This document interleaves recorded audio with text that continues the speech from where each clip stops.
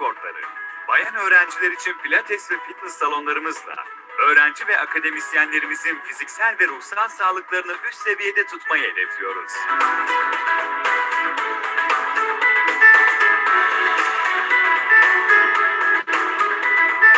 İZÜ bünyesinde 9 takımla okçuluktan satranca, futboldan küreye ve basketboldan tenise kadar birçok bireysel ve takım sporunda başarılı gençler yetişiyor.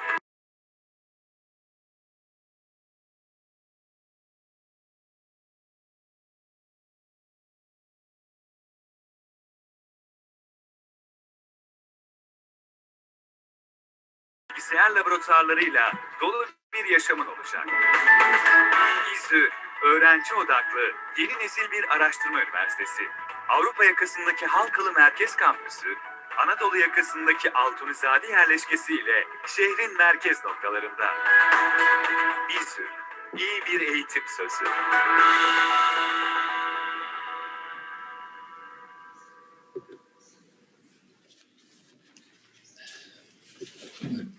Sabahattin Zaim Üniversitesi Rektörüm, Sayın Profesör Doktor. Distinguished Rector of Sabahattin Zaim University, Mehmet Bulut, the Head of the Turkish Historical Society, Professor Dr. Birol Çetin, distinguished participants and dear audience, welcome to our international symposium on talking the Armenian issue together, organized by the Center for Local and Regional Policy Research and Halil İnalcık History and Social Sciences Research Center. This adventure has been initiated 1 year ago when our rector asked us to prepare for such kind of a symposium. We started exchanging our ideas, and Professor Kemal Çiçek guided us a lot indeed. And we thought whether we should invite as many participants as possible, or whether we should organize our symposium with the experts of the field. So at the end of the day, I do believe that if the experts of the field participate in a symposium, it will be much more better, because they can convey their messages much more effectively. So this symposium is the result of a 1 year endeavor.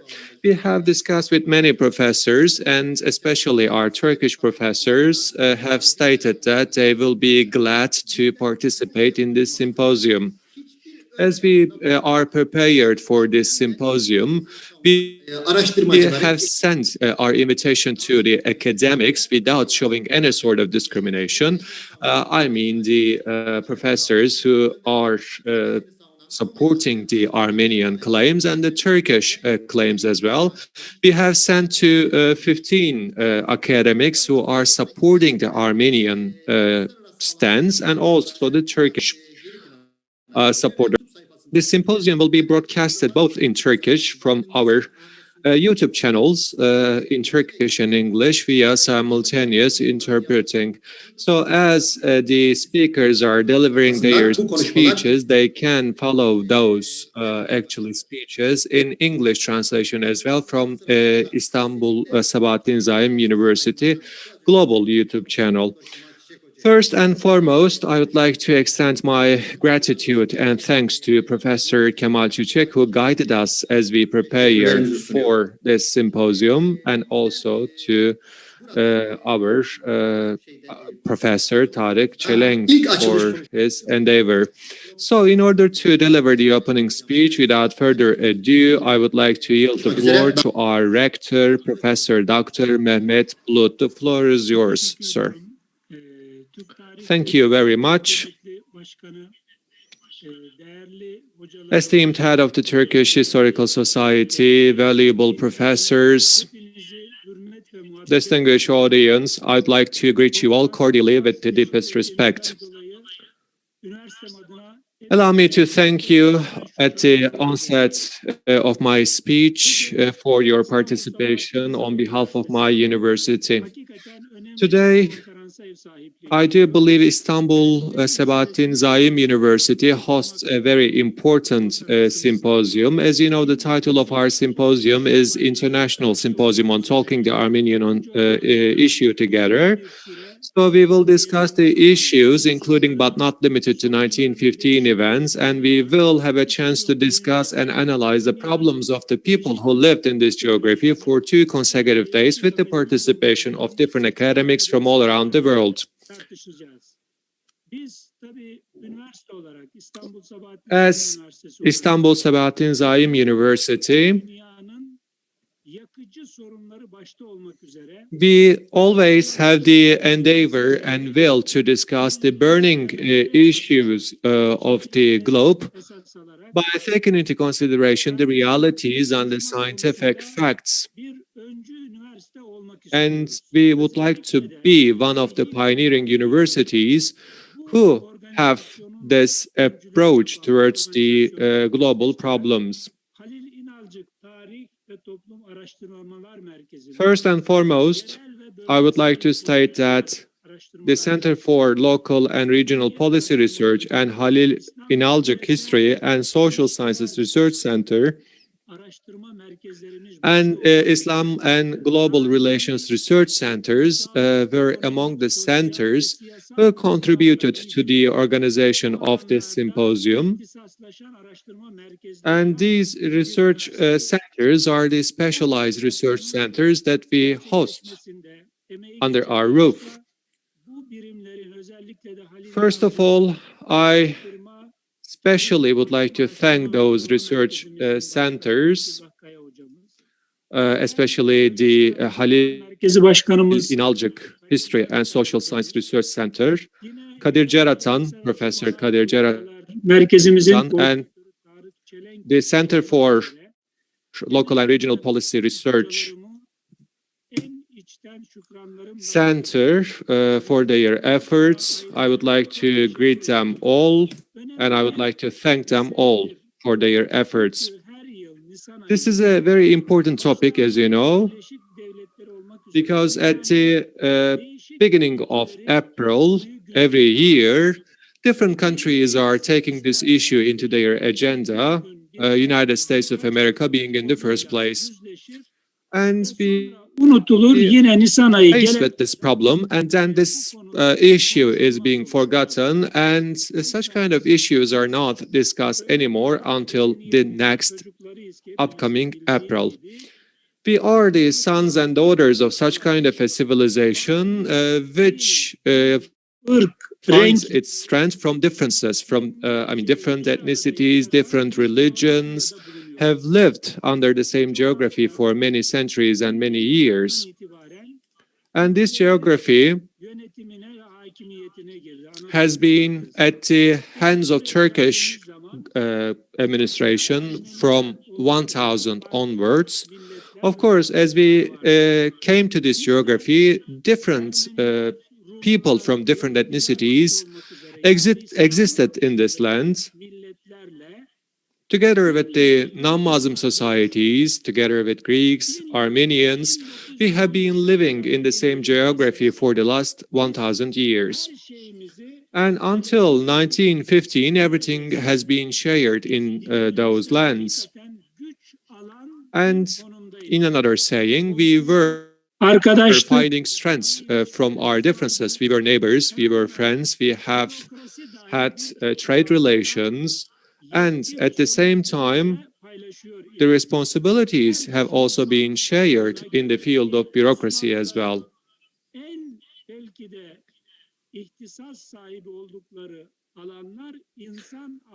Of course, the Ottoman Empire is really great in terms of the skill hunters. I mean, the Ottoman Empire was giving the duties and offices to the ones who are the competent of the field. That's why the Ottoman Empire has established such kind of a system in which we experience that the differences are actually not our weaknesses, but our strong points.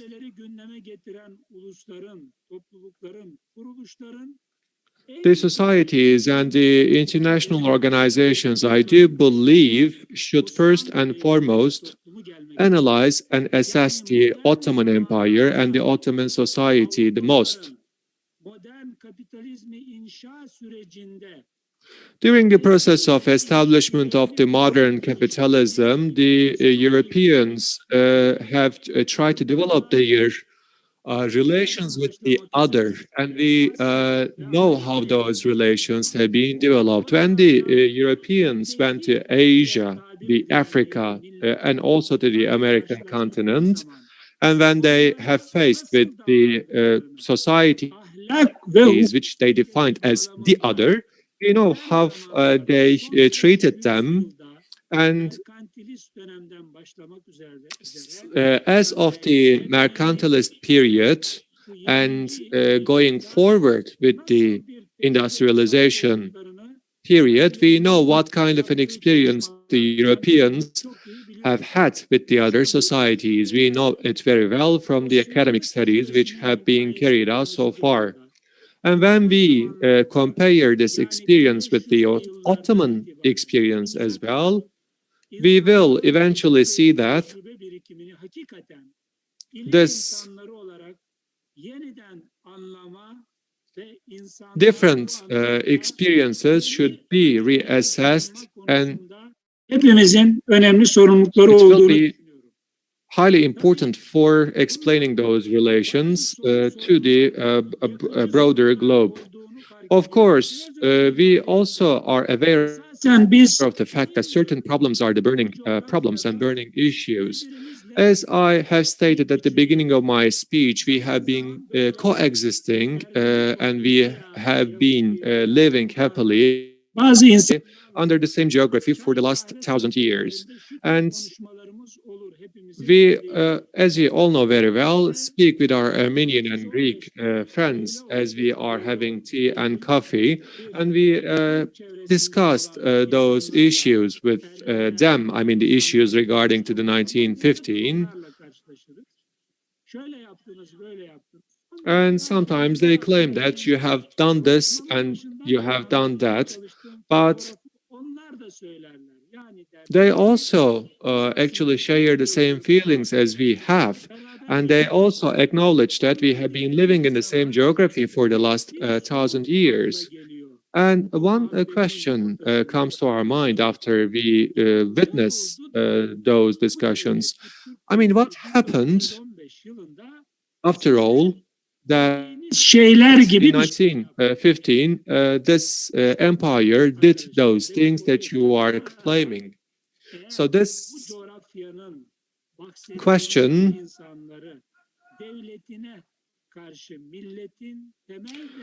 also shows that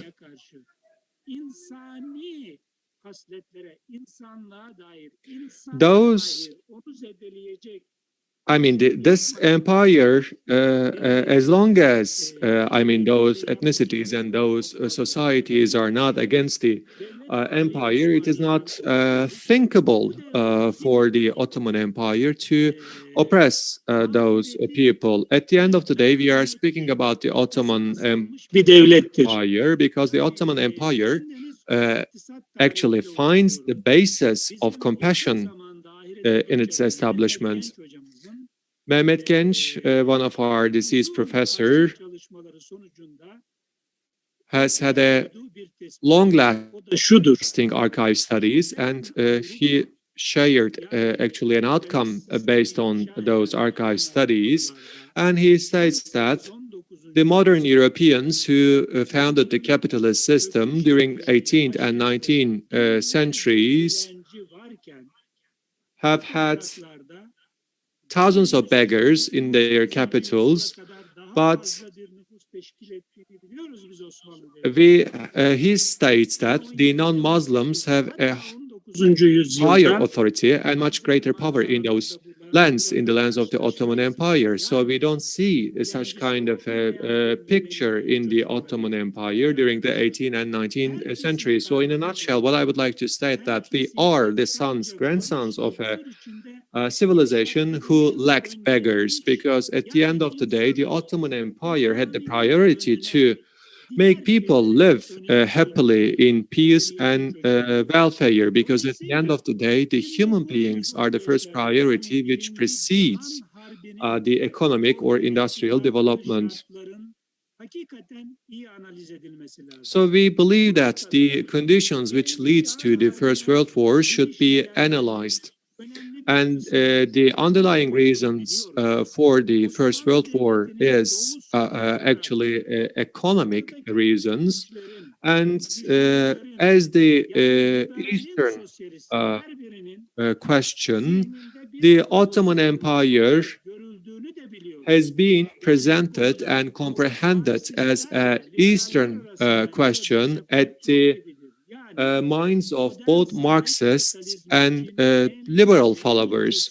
So for the modern capitalist economy, the geography of the Ottoman Empire was the geography in which the cheapest raw material existed. That's why at the end of the day, they thought that we should deal with the Eastern problem, the Eastern question.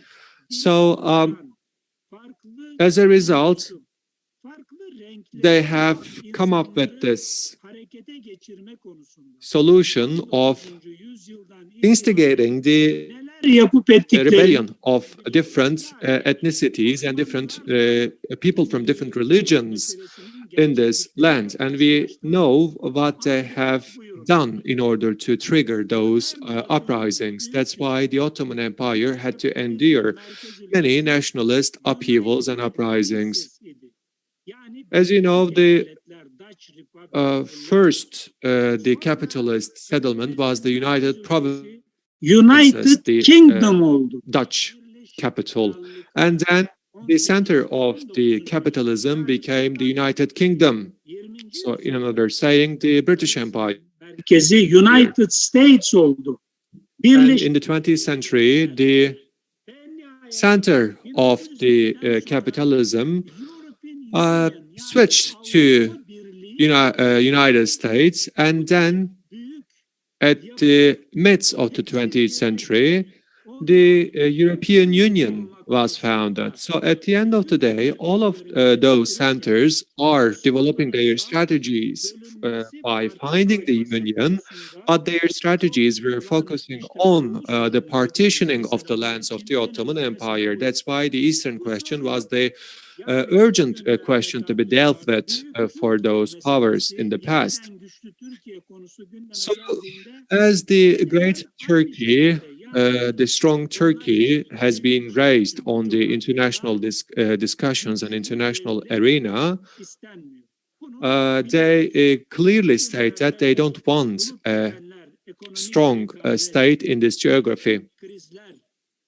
The political turmoils and also the developments in the military fields and the terrorist attacks that are taking place in those geographies clearly reveal the perpetrators behind it. So as the scientists, social scientists in this field, we do believe we should carry out our studies based on the scientific facts. And by taking the scientific facts and realities as our basis for our studies, we should present the objective realities without indulging in political or ideological biases. As we know, Turkey has progressed to some extent with those scientific studies, but we do believe that there are a lot to be done and a lot to be studied. As Istanbul Sabahattin Zaim University with the aforesaid research centers and with our Department of History, we are ready to do what is being expected from us. So I do believe that important studies will be carried out in this field. And we hear that the Higher Education Board will also take on the responsibilities.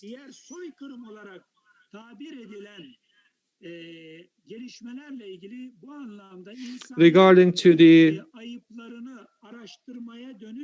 genocides and the crimes against the humanity, we know that new studies are being initiated right now, and the universities have the will of founding new research centers, which will be focusing on the research of those aforesaid topics.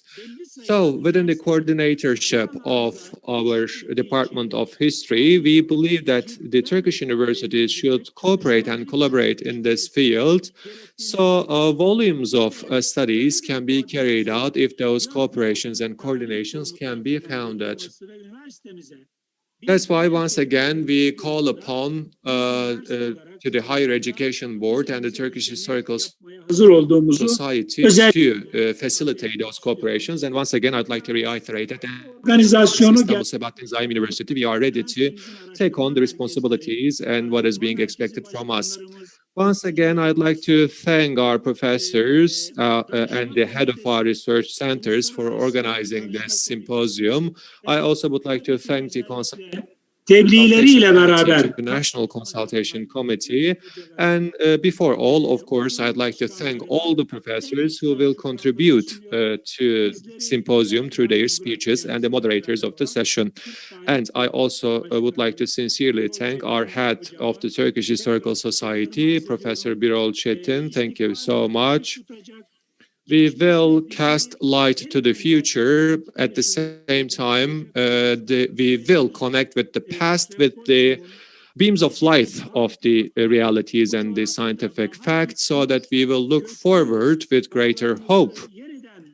Hatırlama konusunda istikbale matuf we will remember the past, which will lead us to the future with greater hope. Hopefully, this symposium will serve to that purpose. Thank you so much once again. We would like to thank Professor Mehmet Bulut, and by sharing the same feelings in our heart, we also hope that much greater studies will be carried out. In order to deliver this speech, I'd like to yield the floor to Birol Çetin. The floor is yours. Sayın Rektörüm, kıymetli hocalarım. Distinguished Rector, distinguished professors, and distinguished participants, I would like to express my gratitude at the beginning of my speech.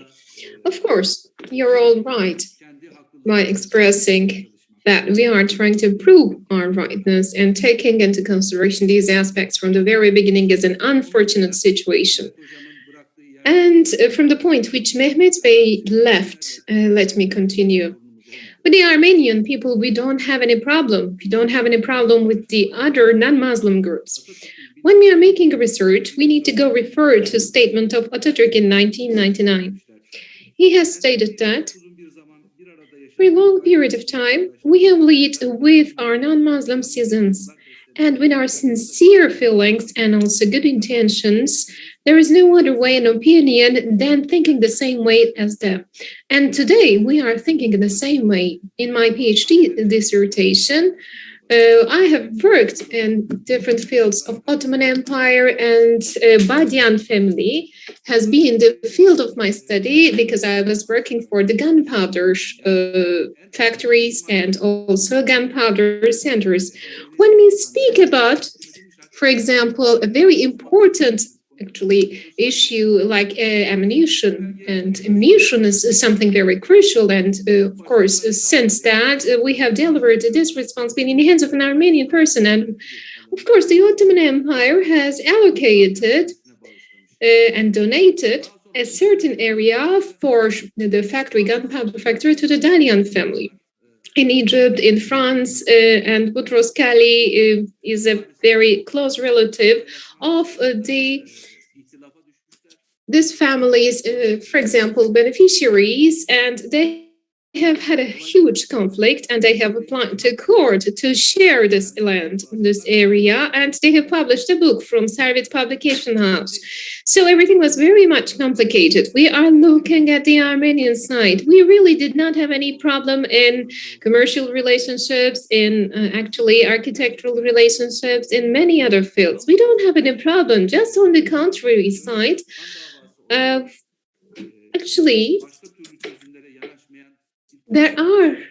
they are just trying to push us to a position of blood wrench taking. And but we do not have any actually relationship in course of a blood revenge for a long period of time living together with the Armenian people, Armenian citizens, and also in abroad they express the same feelings like us. And the historical events have stayed in the past, and we need to have a look at our present time, and we should not actually continue the sense of enmity. And there are different layers of the topic. In Balkanian countries, I have been in charge for a while, and I know the story there. Balkanian countries and the Balkanian people have been totally, actually, forced to migrate to Anatolia. And we need to speak on behalf of the Armenian people and actually their forced migration. We are totally and continuously being accused, and they're asking us to apologize for the past history. And when I go back to the Anatolian archives, they may speak on behalf of us. And the historians should speak. And actually, our presidents have declared the same things. Let's open the archives reciprocally. We have opened our archives. What we have expected from them has not been responded. And as the Turkish Historian Society, we are having a lot of actually studies. 110 individual studies have taken place. But there are volumes of researches, as the Center for Local and Regional Policy Research Center we have carried on. We do have the scientific committee members. We do have the actually important names who studies have been taken. We are the historians. We are the historians, and the historians' studies are not similar to the other type of studies which have been carried out by the Turkish General Staff or any other institution. They are very hard to tackle. You need to go through millions of documents, archive documents, and we need to consider this fact. And on abroad, they assume that we are working so much introverted. No, we are declaring and stating. We do have a lot of foreign publications. But of course, there is also a type of actually a hidden effect, hiding effect. Our books which are being sent to the shelves of the foreign libraries are being hidden. And there are some certain communities who are not opening their archives, and they do have some supporters. So we have stated and claimed our thesis very significantly. And after the Second World War, they have started to dig into those archives. Our diplomacy, our scientific people have responded them very effectively, but they did not have any courage to respond back, and they responded with terrorist acts. And more than 30 diplomats have been killed, and their relatives, their actually families. We do have 70 people, 70 martyrs, and with the terrorist acts, they have understood that they could not reach to a result, and they have started to go to the wall of politics in many parliamentary environments. They have had some accusings, and they still continue this.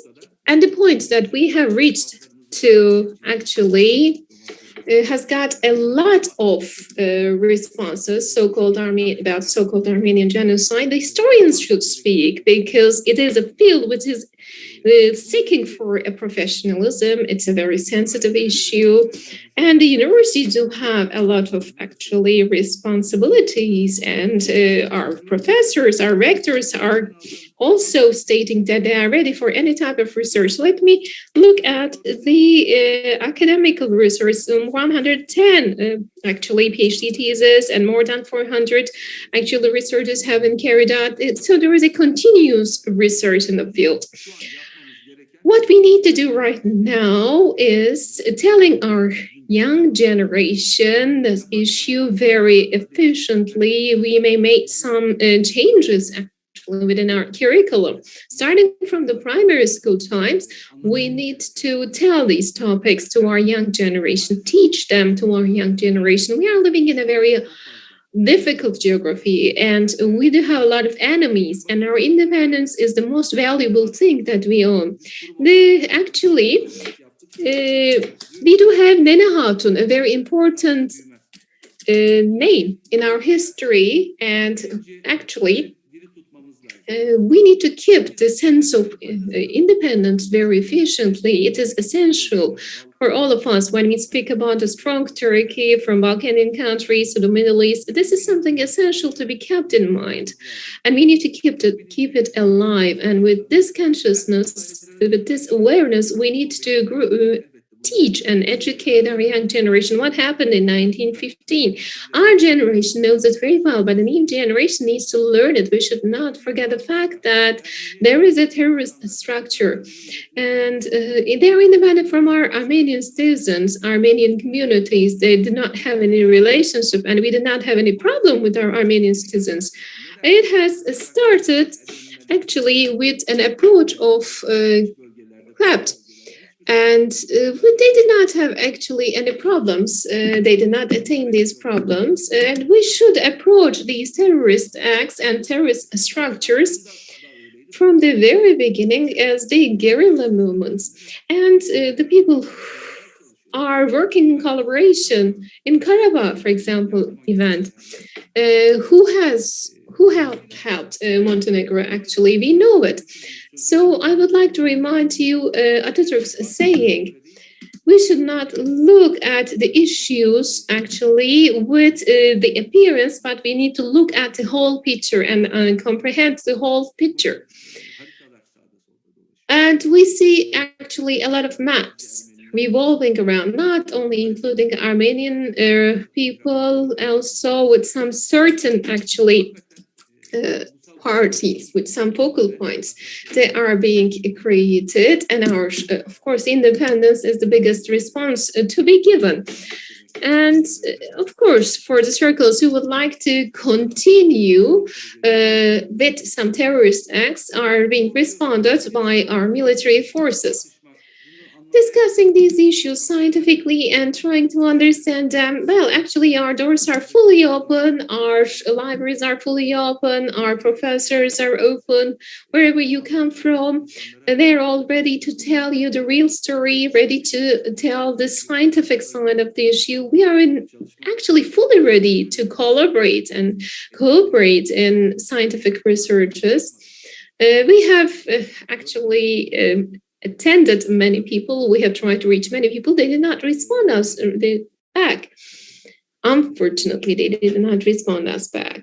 As a nation, as I have mentioned to you in the very beginning, this is an unfortunate situation. You are right, and you need to tell that you're right continuously. Is this the point that we have reached as a civilization, as a global civilization? When we look at Gaza events, when we look at Jerusalem events, and when we look at the reactions globally, it is essential to see some certain things via our independence.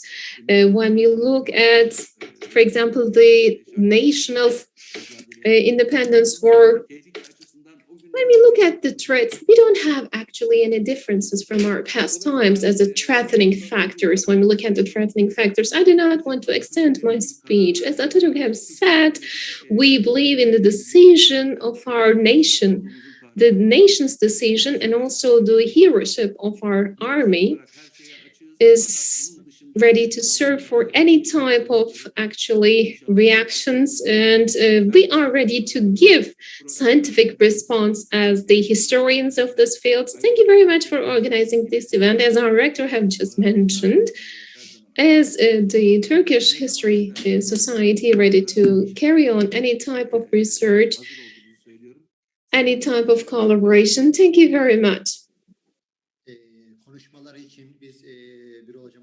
We would like to thank Birol Bey for his opening speech. Maybe you may have a contribution as a Turkish History Society.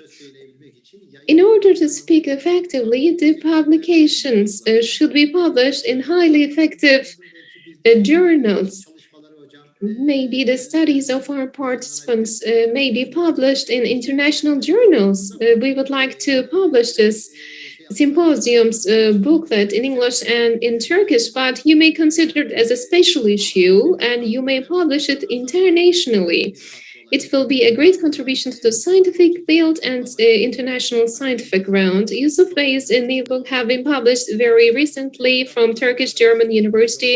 Kemal Bey's book has been published in the United States. So international publication is essential and its impact rate is very high. When we look at SSCI type of publications, we can bring our studies to a further level. Okay, let's address this to our publication committee. And after we complete this program, let's take the actually articles. You may have a special issue. Yeah, that would be very fine. We can have a special issue. Okay, I'm going to speak it with the publication committee. It can be actually a symposium. Okay, it will be decided by our publication committee, and we will have a response very soon. Thank you very much.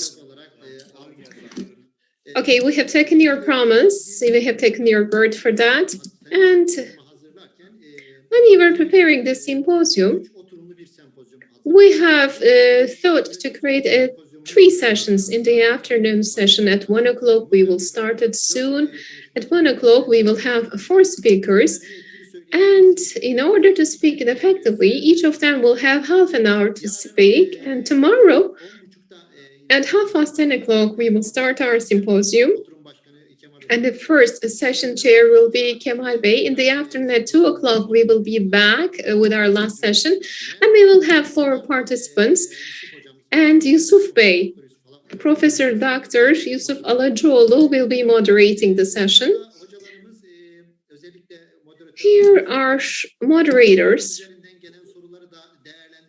We may also take the questions from YouTube and may respond them, may discuss on them.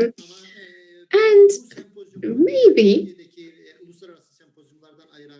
what differentiates this symposium from the other international symposium is the allocated time for each of the participants. It is not only 15 or 20 minutes to speak, half an hour as an academic, for an academic speech, really a very important time. And we have organize it in accordance to this fact. I would like to thank for each and all of you for your speech. We will have a short movie, and after that we will start our first session, and Yıldız Hanım will be taking the floor as the moderator. Thank you very much. Fethullah Bey, let me show you my book before önemli bir konuya değindi kendisi. Passing to the video, he has pointed out a very important issue. We need to have publications and abroad. But about the Armenian issue, it is very hard to do it. The referee process is taking a very long time, and generally the referees are being Armenians, and so it is being a very challenging aspect. And the international publication houses are looking at marketing, and the publications should have a market to be sold. Our main issue here is the Turkish universities and insufficient libraries. About the foreign publications, they are having a high level of hesitation because the publications are very expensive. It has been published in the Central Books, and $90 is the price for that. Each university cannot afford to buy it, but if you do not buy it, people say that, okay, your publications are very good, but as our professor just mentioned, Armenians are trying to take away and hide the publications about Armenian issues as much as they can. So they will not publish these books. For this reason, it is essential to give us support. What will be this support? An institution, a foundation may have actually buy it collectively and may donate it to the libraries of the universities. There is no other way. In such kind of a situation, the foreigners may publish our books. They would never publish a book which will only sell for 300 or 500. And this is the problem of my book right at the moment. $90 as a price. Even I cannot afford it myself to give it as a gift to my professors. We can negotiate it. We can speak it. We can speak about that. We would like to thank you. Serkan Bey, let's have our movie and then let's continue with Yıldız Hanım and start our first session.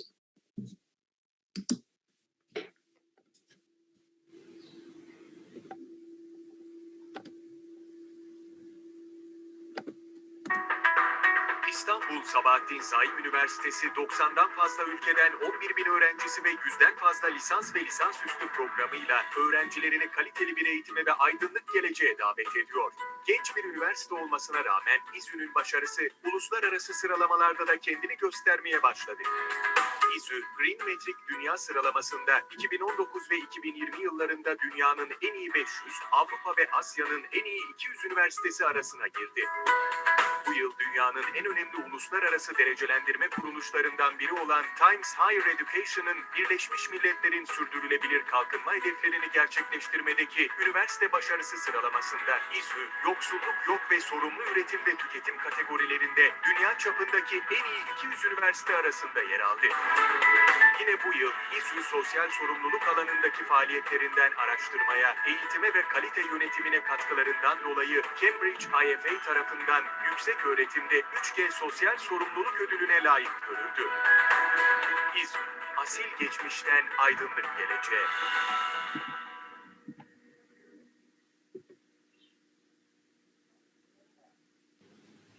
Evet, tekrar hoş geldiniz. Yes, welcome back again. We have got a very little time. There is no need to wait for 1 o'clock. Yıldız Bey, Yıldız Hanım, you are the moderator of the session, so we are listening to you.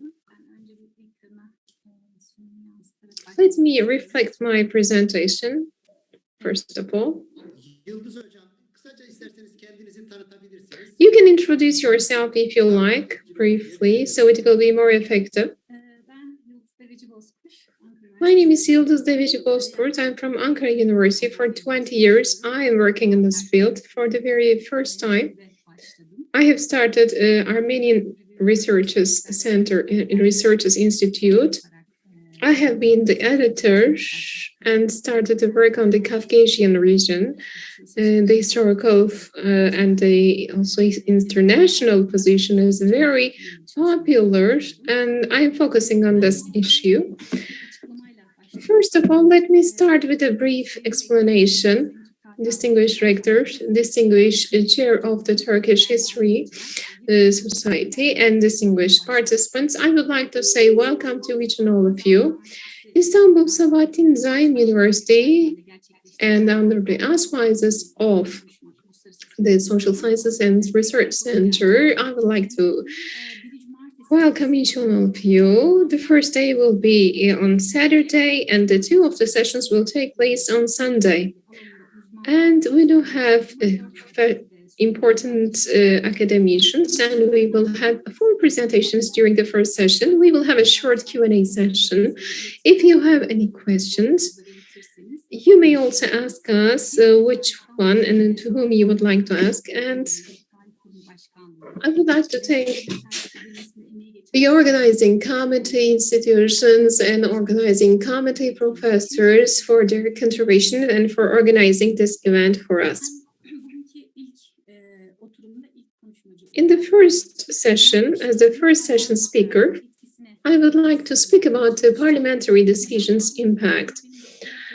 It was my PhD topic and the parliamentary decisions when I was actually starting to write my dissertation. It was accepted by 16 countries. In the conclusion part of my dissertation, I have pointed out this fact, and I have just mentioned that it will not be limited, it will be enlarged. The more institutions, the beneficiaries of the actually Armenian people who have been deported are asking for compensation, and Turkey is trying to be kept in a challenging situation, and there is a political issue which is being suppressed in Turkey. And of course, those topics have been used as a tool kept on the hands of some certain countries as a challenging force. And of course, there will be an increase in the cases and trials related with those demands and claims. And why did we start to receive such kind of demands? There are some certain breaking points to be mentioned in Moscow and also Kars agreements. This problem has been resolved legally. However, when looking at the Armenian side, they are claiming that they are just disclaiming that they do not recognize. And in 1923 Lausanne Peace Treaty is also not being accepted. And this is a breaking point on the legal side, as you know very well. They do not recognize, referring to this this treaty. And with the Cold War period, they have started to bring it forward. And with the end of Armenian terrorist acts, they have started to create a political Armenian ground for themselves to combat for their rights. And 1921 Moscow Agreement is not being recognized with them. They disregard it, and look at their claims. It's an agreement which is not equally referring to the title of 1921 Moscow and Kars agreements. Bolshevik Russia has given Kars and Surmali states to Turkey. Nakhchivan and Azerbaijan have also been delivered to the hands of Turkey. So Armenian Republic have been somehow become a Soviet nation. And so these agreements have been pushed and has been enforced. So they do not have actually a right to be accepted. It's of course against the Armenian people and should be also criticized and should not be accepted. And after Lausanne Treaty, what happened? Before the deportation and after the deportation, Armenian people have been distributed to many countries, and the diaspora Armenian population has been created with this moment. And in the United States, America, and Russia, and many countries, they have been migrated. And after the deportation, we may speak about some certain amount of Armenian migration. After Lausanne, we don't have actually an official level of Armenian problem. The presence and appearance of Armenian problem has been with the enforcement of Russia, UK, France, and Germany. After Lausanne, they didn't want a robust Turkish state to be established, and somehow they have given up to deal with the Armenian issue and started to create a different ground for the Armenian issue. Armenian problem and diaspora. Armenians have continued through their attempts during the Cold War time, and United States and Turkish Republic have undersigned a friendship and also commercial agreement by the 6th of August 1923, and Armenian Congress have not approved this. And within the structure of American state, an American parliament, the Armenian diaspora and Armenian population's impact is very negative and very huge in number. And of course, when we look at the lobbying activities, they also do have a huge power. And this problem has continued after Lausanne Treaty, and in 1927 has been resolved. After the Soviet Republican time, Armenia somehow just got lost from the stage, from the world stage. And of course, the collective movements and the Tashnakian people have been deported in a short while, and the communication with the whole world have totally been tormented. And of course, the Soviet people have started to demand land on behalf of Armenian people after having the victory of Second World War. In order to reach to Russian borders, they are asking for lands, and they would like to create a satellite communist regimes in the surrounding of Soviet lands. And for a long period of time, their policy, their friendship policy, have been ended up 1925, and they have not renewed the friendship and also alliance agreement. And 1878 Berlin Agreement and 1918 Brest-Litovsk Agreement, which have been taken by the Ottoman Empire, and also the control of the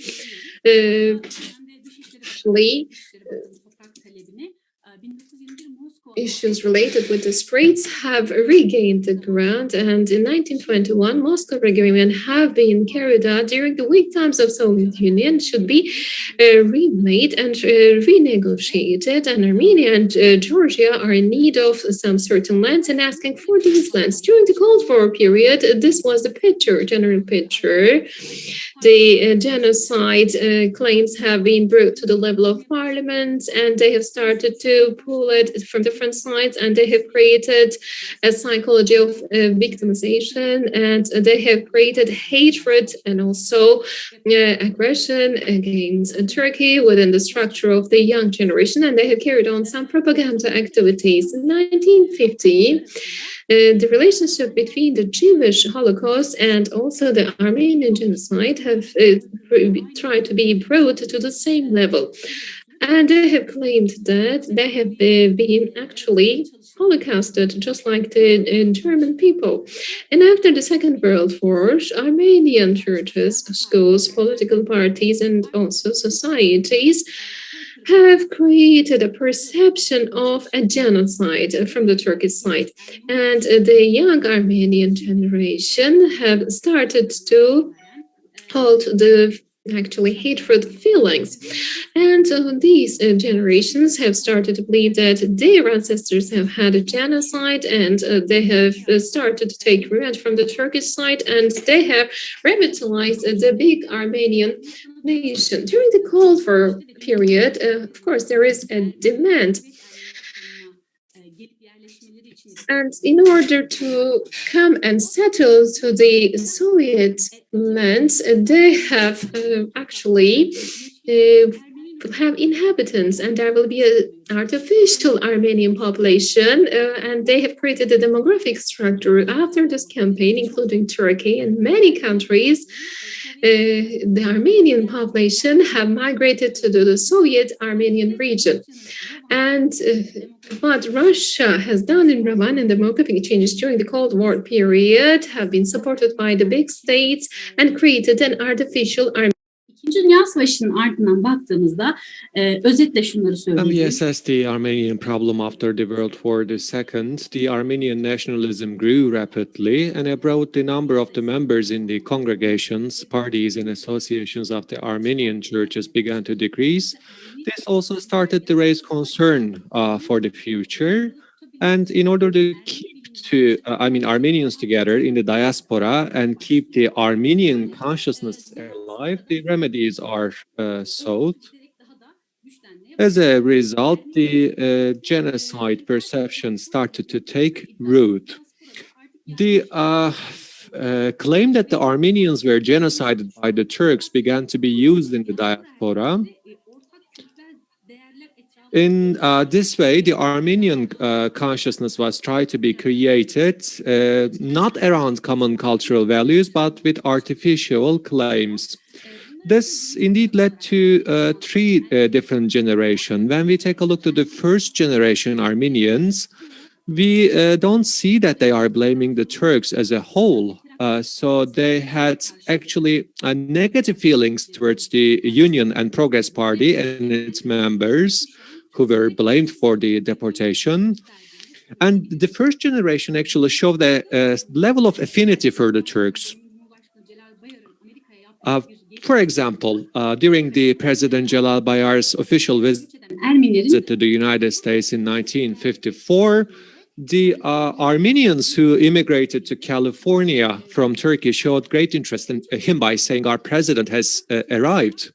What about the second generation Armenians? The second generation diaspora Armenians were born and educated in the emigrated countries, so they are slightly different from the first generation. They learn about the 1915 events from their parents' story, and we will see how they are contributing to the adoption of the decision.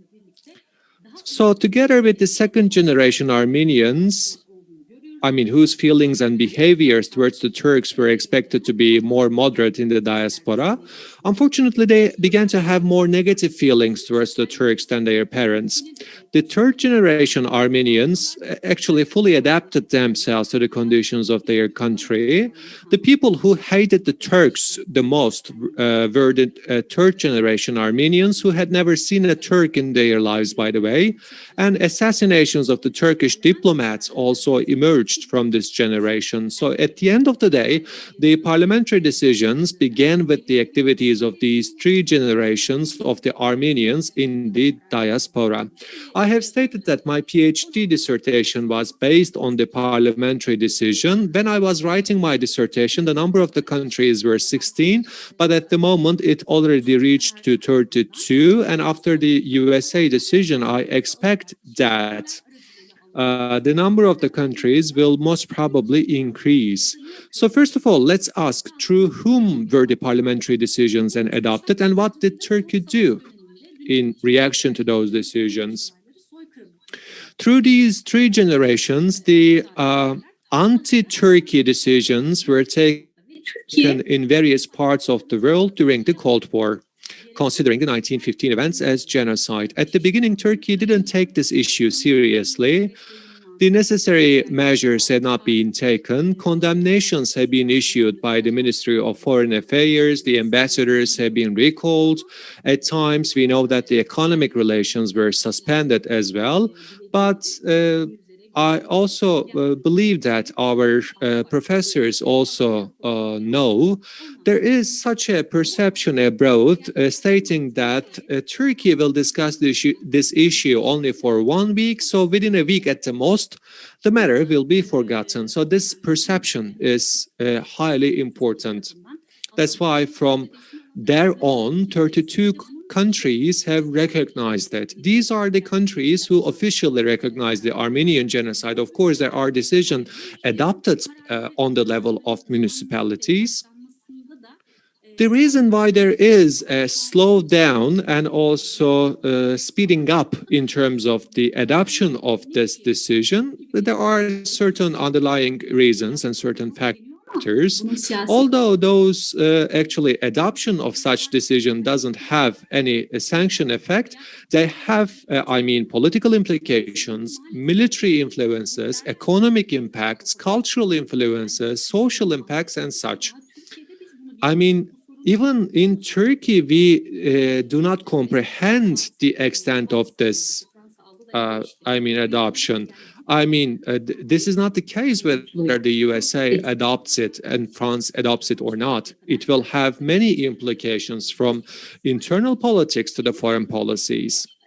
First and foremost, the adoption of this decision will be critical for bilateral relations with the countries who adopted it. And at the same time, it will have an impact on the image and prestige of Turkey abroad. Well, the Uruguay actually parliament adopted this decision, and we say, we don't have bad relations with Uruguay, and we have no idea why Uruguay adopted this decision. 1965 is a very important date, and it was a Latin American country. Why Uruguay? Because there is an Armenian diaspora, and we know that the lobby is active. And the Turkish population lacks there, and they are not effective. And I do believe this is highly important. The impact of the Armenian population emigrated to Latin America from the Middle East. So when you assess the Armenian diaspora in the Latin America, you will see that they are very radical about Turkey. So the Armenians who immigrated from Middle East to Latin America are the radical ones. And they are, even very sensitive about their definition as El Turco. So they say that we are Armenians, we are not Turks. They are very sensitive about it. So that's why their lobbying activities are highly important. Argentina has adopted this decision consecutively many times. It's a Latin American country again. Of course, there are political reasons behind it, but the Armenian lobbies have been working effectively. And since the Turkish lobby is lacking there, such decisions are adopted very easily. I mean, for similar reasons, the parliaments of countries such as France, Switzerland, and Venezuela also accepted this genocide decision. 15 olayları merkezi değil, işte tarihsel, siyasal, sosyolojik. The establishment of the Armenian diaspora is not based on the 1915 events, but due to social and economic reasons. And when we compare them with the other Armenian diasporas, we will see that they are much more radical in their relationships with the Turkey. And the Armenian diaspora in the Latin America has huge impact on bilateral relations between Armenia and Turkey. And they have a huge power in terms of lobbying activity back in Armenia as well. So there are not the Armenians who are living in their homelands, but they define themselves as the Armenians who have been living away from their homelands, and the diaspora communities live away from their homelands, and that's why this longing for their homeland turns into a common identity. And this common identity is actually cooperating on 1915 events. There is a decision adopted by the Greek Cypriot administration, and of course, social and cultural support has been mentioned in this decision. Of course, hostilities towards Turkey and lobbying activities of the Armenian diaspora was really important, and the Armenian terrorist organizations have also contributed. And the 1974 peace operation by the Turkish army was quite instrumental for the adoption of that decision. The French parliament also adopted this decision many times, and it actually created a huge uproar in the international arena.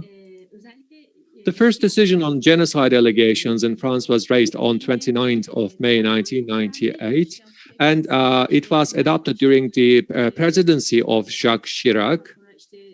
We have stated that after the Uruguay's adoption of the genocide decision, similar decisions have been taken in many other Latin American countries, but we can say that the adoption of this decision by the United States of America was a turning point because it created a precedence for many other countries. And similar, studies are going on regarding to the adoption of this decision. In some countries, recognition as well as even stating that there is no genocide is considered a crime and fines are issued, for example, in France and Switzerland. And there was this perception in the world that Turkey reacts for a week at the most and then forgets all about it. So what about the USA decision? Well, there are certain claims that it doesn't, matter.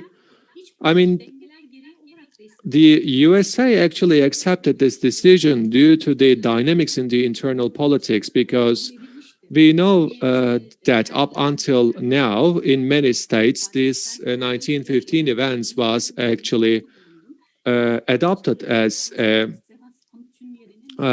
genocide. We have seen that it is seen that they use the word great disaster instead of the Armenian word genocide. As a person who knows Armenian and who has been in Armenia, I have seen that in the past they were not using the term genocide, they were using the great disaster.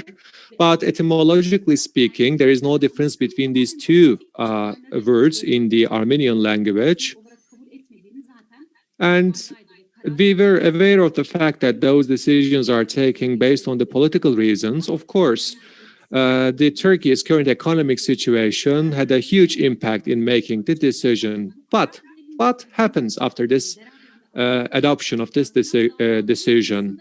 With this decision, the United States is expected to, increase the number of the lawsuits. There is an increase in the number of lawsuits filed against the central bank and Ziraat Bank. Most probably, there will be much more applications for insurance companies and foundations, associations, churches, and etc. Most probably, it will have an impact on relations with the European Union because, as you know, during the progress report issue regarding to Turkey, this issue is raised all the time, and Turkey's normalization in terms of its relations with Armenia is mentioned all the time. And we have seen that the decision also had a partial effect on the Jewish lobby's withdrawal of support from Turkey. Maybe we can work on that. And we can, cooperate and coordinate together with, jointly with the Azerbaijan. The fact that the Turkish diaspora is divided abroad is seen as a serious trump card for both the Armenian diaspora and other lobby groups. But more importantly, as I have actually claimed in my dissertation, allegations of Pontus, a Syrian genocide, Turkey's alleged genocide against different ethnic and religious groups might be raised more frequently. And as our rector and the head of the Turkish Historical Society mentioned, very rightfully, the issue will be raised in the history textbooks as well, because previously the 1915 events in, for example, Massachusetts have been raised, and it was included in the textbook curriculum. Turkey objected it, but those issues will be raised much more frequently in the textbooks of other countries. That's why we have to revise our history textbooks, and that's why I do believe this issue should be taught to the younger generations. Even inside of Turkey, we couldn't explain this issue effectively. So if we have to wrap up, there are many factors leading to the adoption of the decision. There were religious reasons, the geographical reasons, and we have stated that the Armenian diaspora has been actively working for the adoption of this decision. And there are the trivial efforts to block the Turkey's EU accession, and lobbying activities played a huge part for the adoption of the decision. And relations with Turkey also affected that decision. Examples of US, Greece, or Greek Cypriot administration. And the country's own historical history actually had a huge impact on the adoption of the decision. Diaspora is active in many other areas as well. We have seen that, when you are sending an article to actually a journal abroad, if you state that 1915 events was no genocide, then without reading your article will be rejected. So it is not possible even to publish your articles in the journals abroad. That's why we have to find solutions to such problems, because the Armenian diaspora continues with its academic studies. Books, periodicals are published, academic conferences are being held, academic websites are being opened, the university students are actually promoted and supported, and non-academic studies are going on as well. Novels, poems, exhibitions, motion pictures as well. Meyrik, Mother movie is one of them. So there are different propaganda methods which are being opted for by the diaspora, and I do believe that the motion pictures are very effective, and Turkey should actually take some steps regarding to that issue. Let's take a look onto Turkish movies, back to Ararat. The Armenian case, the 40 Days of the Musa Mountain. Those movies and motion pictures are very effective propaganda measures, and we see that it is being used by the foreign policy decisions as well, because those decisions are constituting precedents for many international organizations, and the decisions adopted by the European Council is highly important. So what can we do for resolving this problem? I do believe the normalization of Turkish and Armenian relations can create a positive impact on that issue. As a result, I mean, the European Union membership process of Turkey will be highly important. I mean, if the Armenian government is much more Turkish friendly, then of course it will have a huge positive impact. And if the Turkey can actually follow the right policies, the issue will be tackled. As you can see, there are more than one factor making those decisions. Turkey didn't give to the problem the necessary importance from the very beginning. The intense lobbying activities of the Armenian diaspora, political administrations, and political interests in the country is where the allegations were accepted, also influenced the decision making. Religious reasons have come to the fore in some countries, while domestic and foreign political developments have been effective in others. These allegations can actually include for the adoption of additional actually genocides like Keldania, Syrian, and etc. And we do believe that we should establish a working group who will study this problem. And we shouldn't forget that there were many deportation incidents. For example, United States that consider the Armenian claims about the 1915 events to be the genocide has taken many decisions regarding to the Japanese, for example. The Polish people actually deported many Jews, so we should not forget that there are similar examples in other countries. Thank you so much for listening patiently. Without further ado, I would like to yield the floor to our next speaker, Kadir Can Atan. Kadir Can Atan will deliver a speech about the Armenian issue in the Dutch press. The floor is yours. Thank you very much, Ms. Yıldız.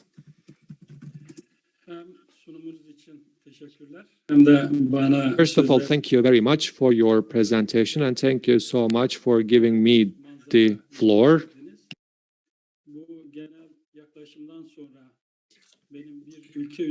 After this general, actually, introduction, it will be very ideal to go specific on a country.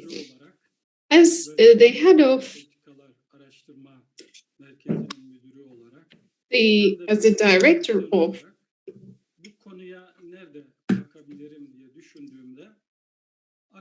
Oakland Regional Policy Research, coordinator of this research center, I have thought where I can approach this topic.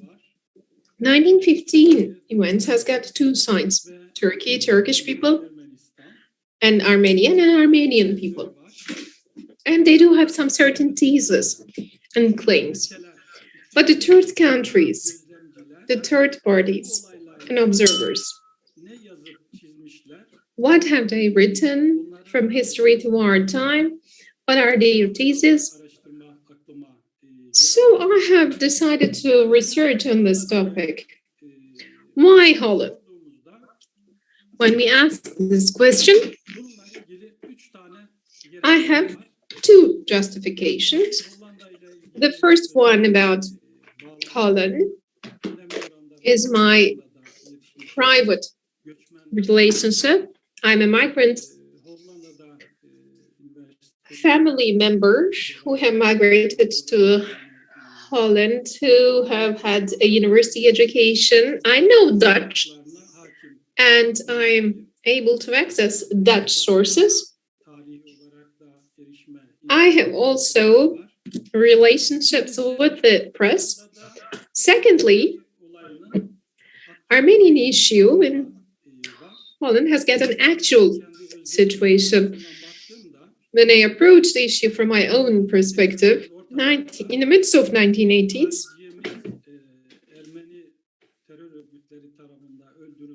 a foreign officer has been killed by the Armenian deported people, and we have had a protest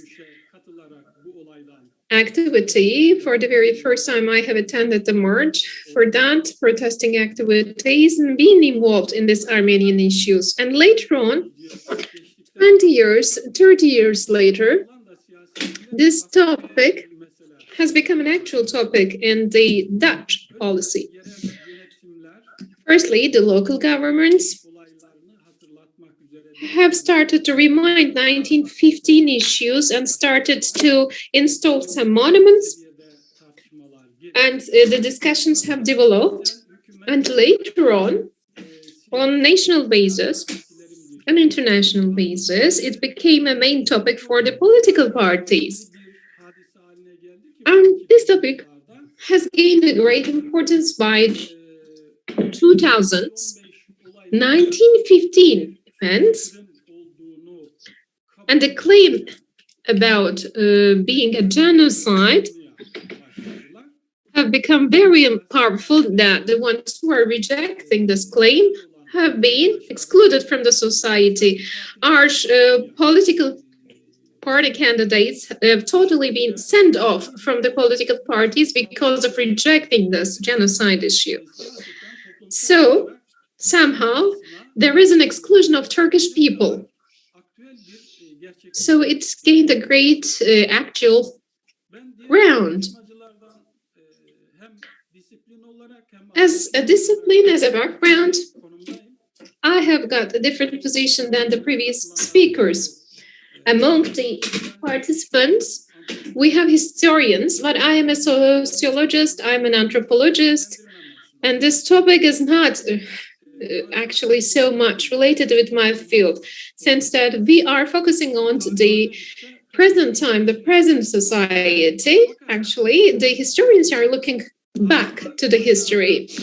Many consider the issue of enmity and the creation of enmity due to some historical facts, and so having the negative impact of these enmity in our present time, the history all of a sudden becomes a main topic for the sociologists.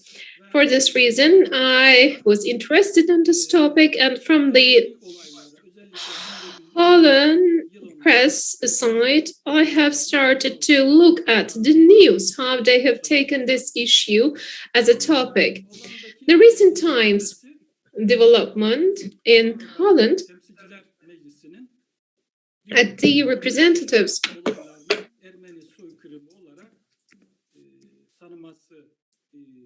actually Chamber of Deputies, the House of Representatives, they have accepted the genocide and recognized the genocide. It was only a draft version in the past, and it was being addressed as a draft, and the exclusion of the political people, Turkish political people, it was being a reason. And if you're not accepting the Armenian genocide, they were having some warnings and exclusions from the political parties. If you do not accept it, you cannot be included.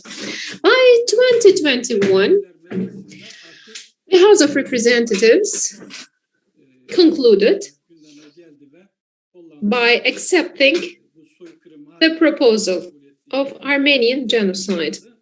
They have declared this, and the similar declarations have taken place in the local government level. There are two basic questions that I am addressing.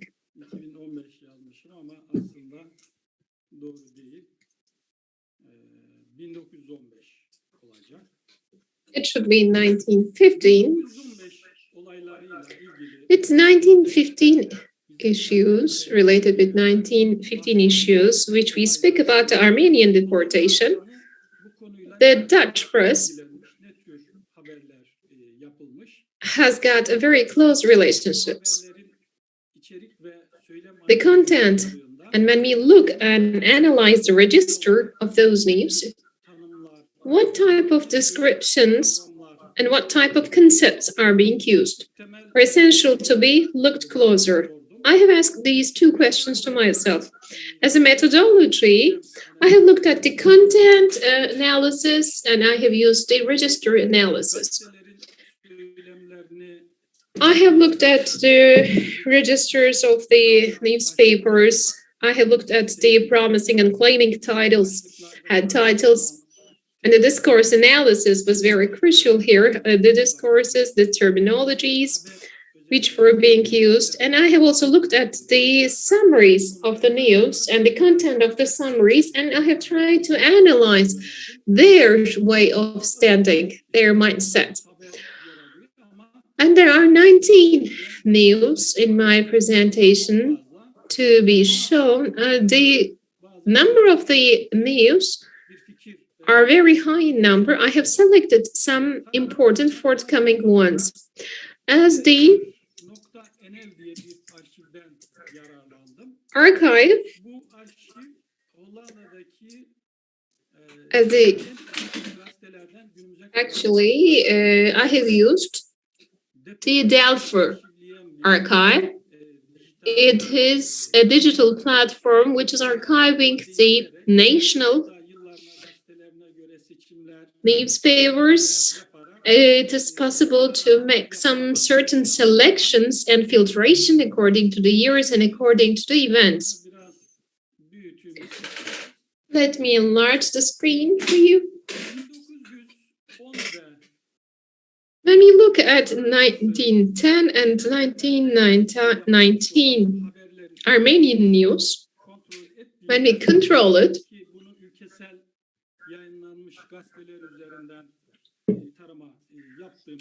when I made the scanning via national newspapers, 1990s and 1911s, there are very little number of actually news.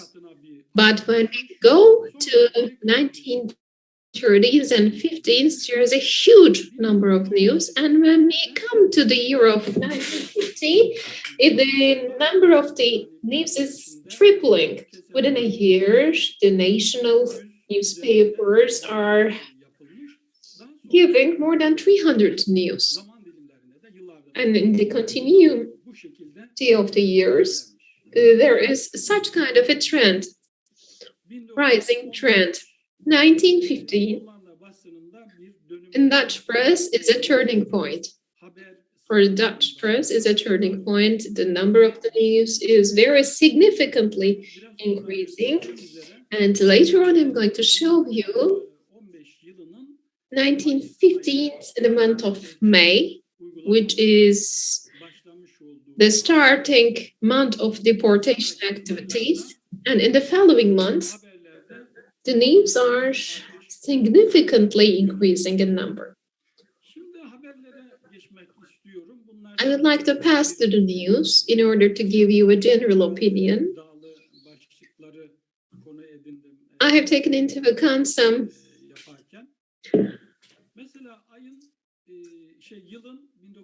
assertive type of head titles.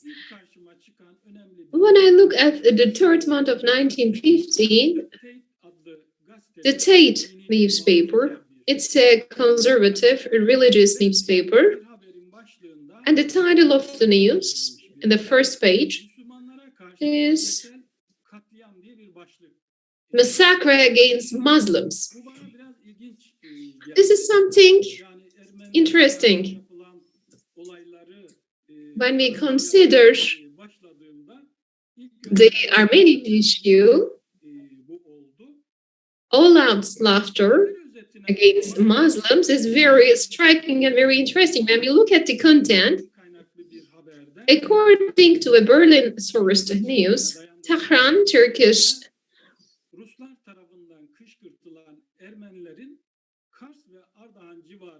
ambassador's news, the Russians who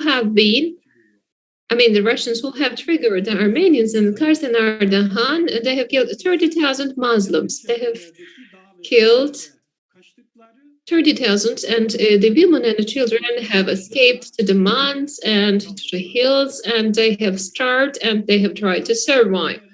So when we look at the first news, the Armenians are attacking against the Kurdish and Muslim people, Muslim population in that region. So the first attack is coming from the Armenian side. And in the first month, in the fifth month, I mean May, the month of May, another newspaper, Allgemein Handelsblatt, is speaking about an Armenian conspiracy, complot. And the Times newspaper, Athens,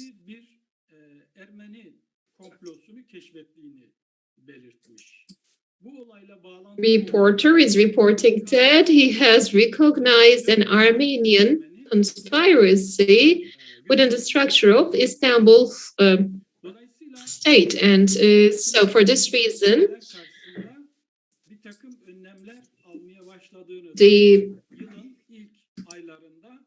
Patriarch and the Pope and the Patriarch at the head of the Patriarch have been taken under custody with 400 Armenians for being a threat against Turkey. And when we come to the 5th of May, we have see a news about the Turkish Armenians and the situation of Turkish Armenians in Turkey. What is the content of this news? According to a Paris source in news, according to the sources from Istanbul are claiming about a conspiracy against Turkey, and it is mentioning that there is a high number of detentions. 2,500 Armenians have been taken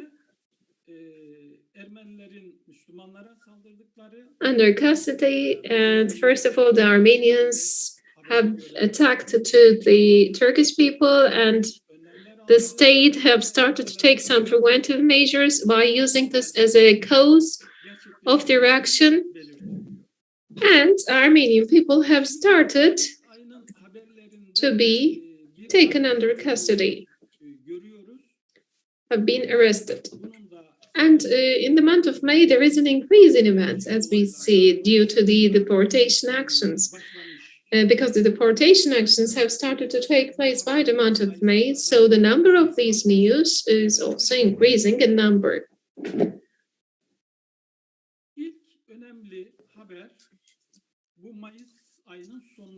By the end of May, we come across with a major news from the Telegraph. All out laughter in Armenia. All out laughter in Armenia is the news which was being published. And from an Italian magazine, they are taking this news. Secolo is the name of the magazine, Italian magazine, and it is speaking about an event which has taken place in Harman region in Turkey. According to this news, there is a huge massacre, huge all-out slaughter among the Armenians living in Anatolia. The Armenian representatives and leaders are being killed or arrested. And even the regions which the Armenian people are living have totally been separated from the Muslim people, and there is a high level of bombardment against Armenian people. And tens and thousands of Armenian people are dying with these attacks. A more interesting detail is hidden in this news. The Armenian young people during these events have escaped to mountains, to hills, and they have started to wait for the guns which will come from Russia to attack back. When you look at this statement, the development of these events, the Russian side really plays a crucial role. It is possible to foresee that. In the 6th month, the 2nd month of deportation, Turkey and Armenians title is a more neutral type of newspaper. In the 2nd page, they have got some news about the issue. And it is speaking about the standing point, the approach of different countries. Russian-sourced news is stating that France, UK, and Russia have had a common declaration about Armenia. And it is stating that Kurdish and Turkish people are torturing Armenian people in Armenia. And the Armenian people are presenting their claim to the Babali, to the Turkish state, and they would like to keep the Turkish state responsible for these actions. And a month later, the Turkish side have started to give a response to such kind of claims. By the month of July, the Telegraph has got another news about the destiny of Armenians. Armenian Destiny is the title of the news. Now look at the summary. London reporter of the newspaper is stating that Armenian people are being victimized within a huge disaster. Thousands of Armenians are fighting against this torturing activities under the auspices of Russia. And angry Turkish state is very severely arresting the Armenians, and also the Armenian lobby in London is claiming that all the villages where the Armenian population is living have been deported, forced to migration, and the people have been killed. There are such kind of claims. Among those claims, there is also a statement that women and children have also been punished very severely, just like men. And the Telegraph, in the midst of the 7th month, is speaking about the attitude of Armenian people. It's a mid-scale news.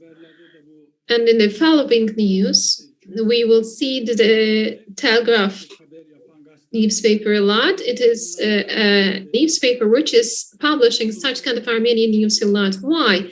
I'm going to explain you the reason of this, about the position of this newspaper. I'm going to inform you further about the background of this newspaper. Den Haag. In Den Haag, there were some international representatives from the Turkish side. And in order to acknowledge the Western public opinion, they have started to take actions. And the Turkish state is acting against the Armenian people, who are acting against the goodwill of Ottoman Empire. And they are responding that, they are informing and responding that the Armenian people on the international arena are trying to create a false perception, negative perception about the Ottoman Empire and Turkish people. They are starting to share some information, and they are starting to acknowledge the international arena at those times. And the same magazine, by the midst of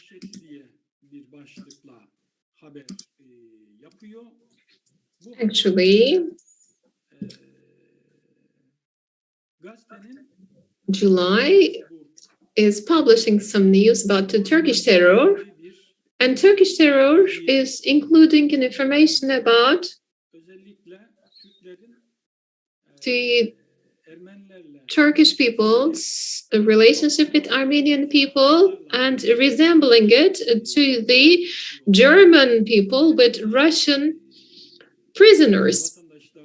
Armenian people are facing with torture, and the numbers have started to be presented from the Armenian side, and they claim that Turkish people have thrown 9,000 Armenian women and men in Tigris, and also these numbers will be also increasing in numbers by the end of the year, and we will have very incredible results. In the 8th month, in the same newspaper, newspaper is speaking about the treatment against Armenian people. The summary of this news is very big in size to draw the attention of people.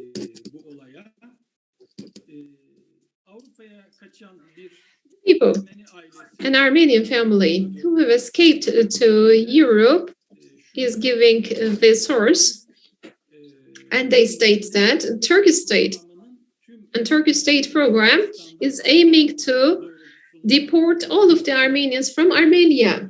So they carry on such kind of a policy is their claim. And to implement this plan, of course, the Young Turk Committee is working very actively. And within the same news, the Armenians are not only being focused in the rural areas, but also in the metropolitan cities. They're also being taken under custody and they are being arrested. And by deportation acts and forced migration, they are being deported to the far regions of Anatolia.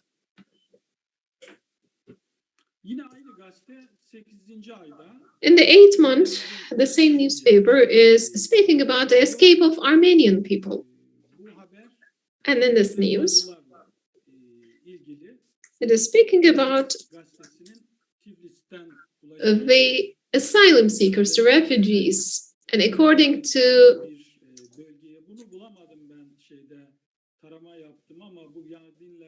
Tbilisi sources, 60,000 Armenian refugees are arriving to Yagdin, and many other refugees would be coming as the expectation. The refugees have been distributed in Erivan and Azovstal regions.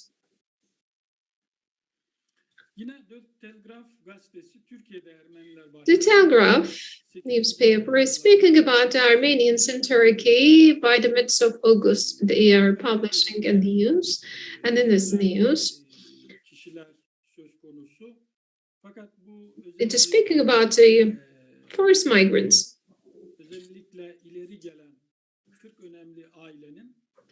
40 major Armenian families are arriving to Plovdiv, and they have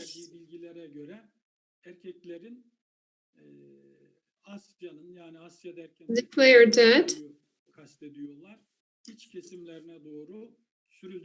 men population have been forced to migrate to the internal parts, far parts of Anatolia. By the month of September, the sorrowful situation of Armenian people.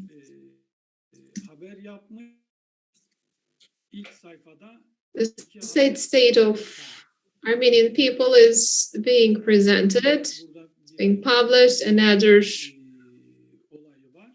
attention-taking news is taking place from the Times newspapers publishing in Geneva is speaking about the 8 calls of Armenian people, urgent aid cause of Armenian people. Some of the Armenians are trying to reach some European countries, and they are reporting their latest situation, and they have tried to acknowledge the public. Not because of the forced migration, but because of hunger, and also because of the diseases, their situation was not very positive. These diseases, they were in a very bad condition. By the month of September, by the end of September, it is speaking about the extermination of Armenian people and basing their news through the information taken from the British troops in the Urfa region. They were present and they were going to Alexandria and giving some declarations to the foreign press, and they are saying that they are the eyewitness of the torture. Women and children have been deported, have been forced to migrate to desert, and they are claiming that they have passed away, they have died because of torture and hunger. On the same news, the Telegraph is speaking about the Armenian prosecution, and according to Armenian prosecution, they are starting to give some certain figures.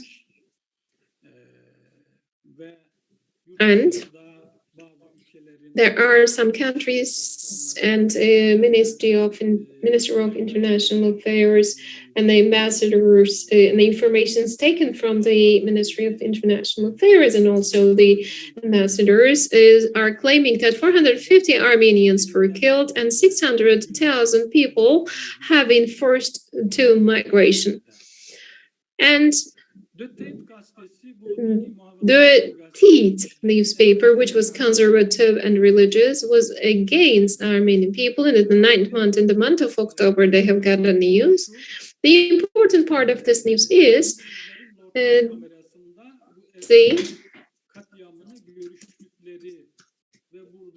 interventions in the House of Lords in the UK. And it is stating that they do have incredible disclosures. And the Lord Cromer, who was chairing the session, was pointing out some certain over-exaggerated figures. 800,000 victims was the number which was being pronounced. Those victims were both the forced migrants and also the killed people.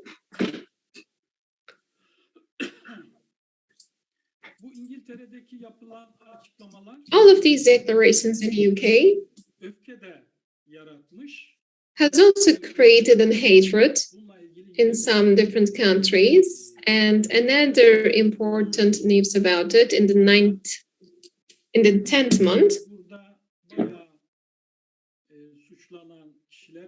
there were some accused names, Enver Pasha and Sultan Enver Pasha was being claimed as the planner and the administrator of this plan, who has got more power than Sultan Abdulhamid. And the Young Turks' role and will and intention is more evil than the Sultan himself. And the last statement is as follows: this is a barbarian approach in the cultural arena. So there is an accusing register discourse of a newspaper. And of course, this course is becoming more clear. And the Telegraph is speaking about the Armenian terror. Enver Pasha, just like Enver Pasha, German people should be kept responsible for all of these ongoing actions. German people are training the Turkish soldiers and watching all of these ongoing operations and not reacting against these wrong actions.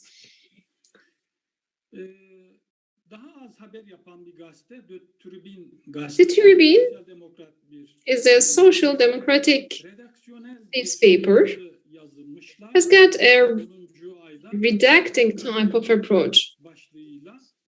In the 10th month, speaking about a massacre and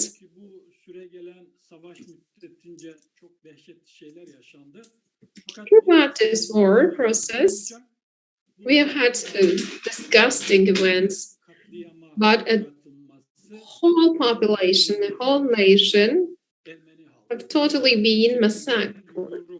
And this is the actually Armenian people who were being slaughtered. When we come to the conclusion,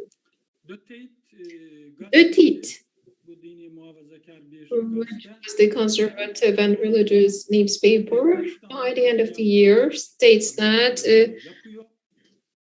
about the genocide in Armenia, massacre in Armenia.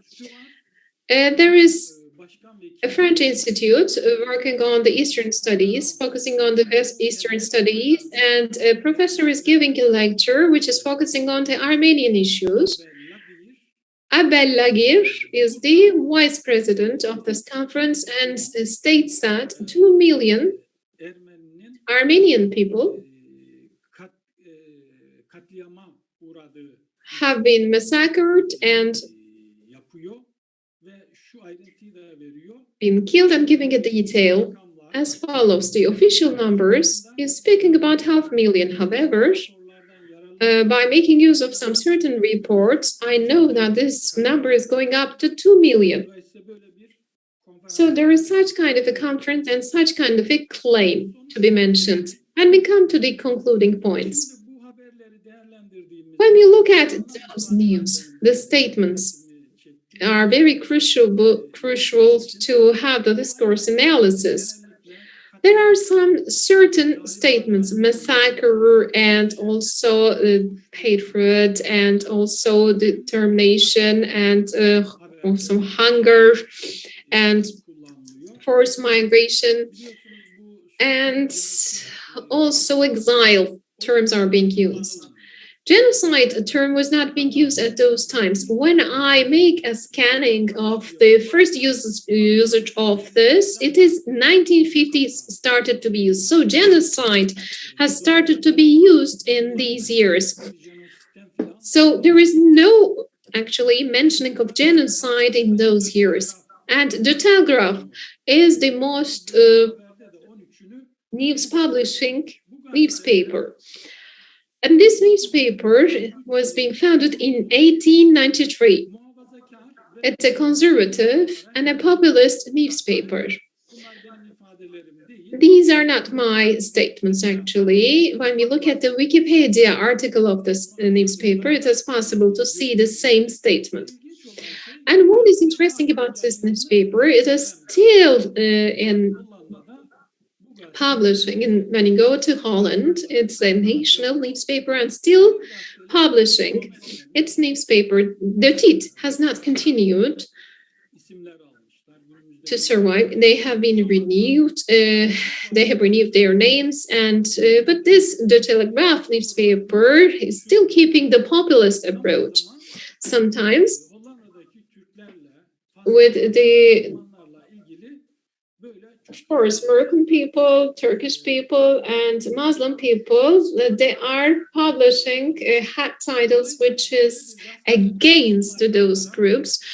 So they are a side in these events and needs to be questioned how trustworthy they are. Let me tell you another thing. Holland, as a country, seems to keep themselves in a neutral position. They were keeping it as a policy, but despite this fact, this newspaper is disturbing the neutrality and a few times have been a topic of some trials in France, in the UK, in Russia.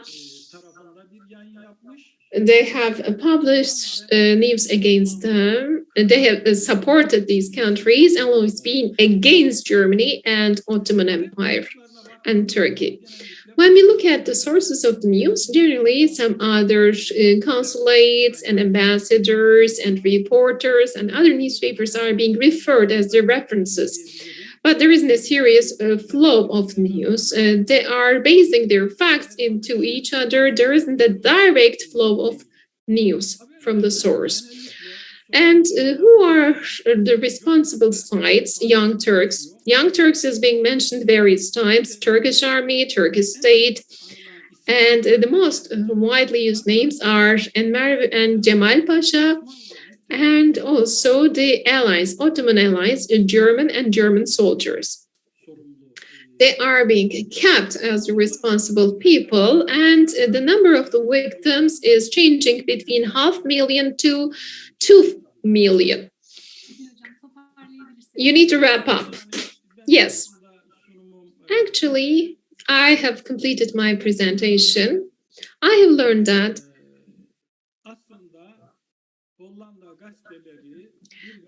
newspapers, except a newspaper, are not publishing a lot of things about this topic. A newspaper.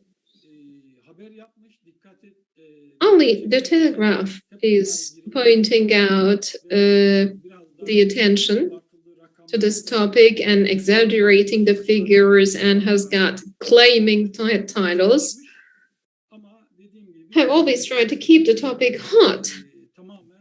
But this newspaper is speaking from the mouth of a side, is not providing an objective information. They don't have such kind of a concern indeed, and all of the news and information which are being published are coming from the secondary, tertiary sources, and so there is no validation. They don't have any attempt to validate the news. In the beginning of the year, the topics are focusing on the Armenian side, and it was started from the Armenian side with the support of with the triggering of the Russian side. And after the starting process of deportation, they have started to shift their discourse to victimize the Armenian people. Thank you very much. That's all. Teşekkür ediyoruz. Bize 1915'in Hollanda We would like to thank our professor for presenting us the perception about those events in the Dutch press. So we will continue with our next speaker, who is Professor Dr. Recep Karacakaya. He will deliver a speech about the Armenian assassinations. The floor is yours, Professor. Thank you very much, Professor Yıldız. First of all, I'd like to thank the organizing committee, our rector being in the first place. And I also would like to thank the other contributors. I would like to present my thanks to the head of the Turkish Historical Society, the participants, and also the audience who follows us. And let me start my speech. In my speech, I will be delivering a speech about a topic which has been mentioned in the previous conferences. Ms. Yıldız was also present. I will be speaking about the Armenian terror, the assassinations carried out by the Armenians on their own citizens. And there are many documents which are proving that in the archives, and we should touch upon them. How the Armenian terror have been initiated, how the Armenian committees have made use of terror acts in order to draw attention of the Armenians to their sides. And I will be speaking about the assassinations carried out on the religious persons in the Armenian society, and also the tradesmen and the businessmen have been targeted by those assassinations of the committees like Tashnaks. And I will be touching upon that topic, how those assassinations have been abused in order to collect more members. So the Armenian terrorism is a terrorist activity which is known well by Turkey. It has been initiated during the 1980s and banned until 1985. It has inflicted huge damage on Turkey. When Abdülhamid II was the Sultan during the 1890s, those terrorist activities have been initiated, although it changed its content. We have seen that those terrorist acts have continued. We have seen those events being uninterrupted. İlk olarak bunların ortaya çıktığı döneme biz First of all, the first of those events have started in 1890 until 1905. Lots of uprisings and assassination attempts had been carried out by the Armenian committee members on the Ottoman lands between the years of 1890 and 1905. The second wave of terrorist activities have been carried out between the years of 1920 to 1922, especially the political party members of the Progress and Union Party have been carried out. Hagop Hagopian was the leading perpetrator during the relocation and resettlement time. The responsible for the relocation and resettlement of the political party of Progress of Union has been attempted. Talat Pasha, Cemal Pasha, and also the Said Halim Pasha in Rome, and also the leading figures in the Azerbaijani community have been targeted, and they have been assassinated by the Armenians. As you know, the third wave has initiated in 1973 and lasted until 1985.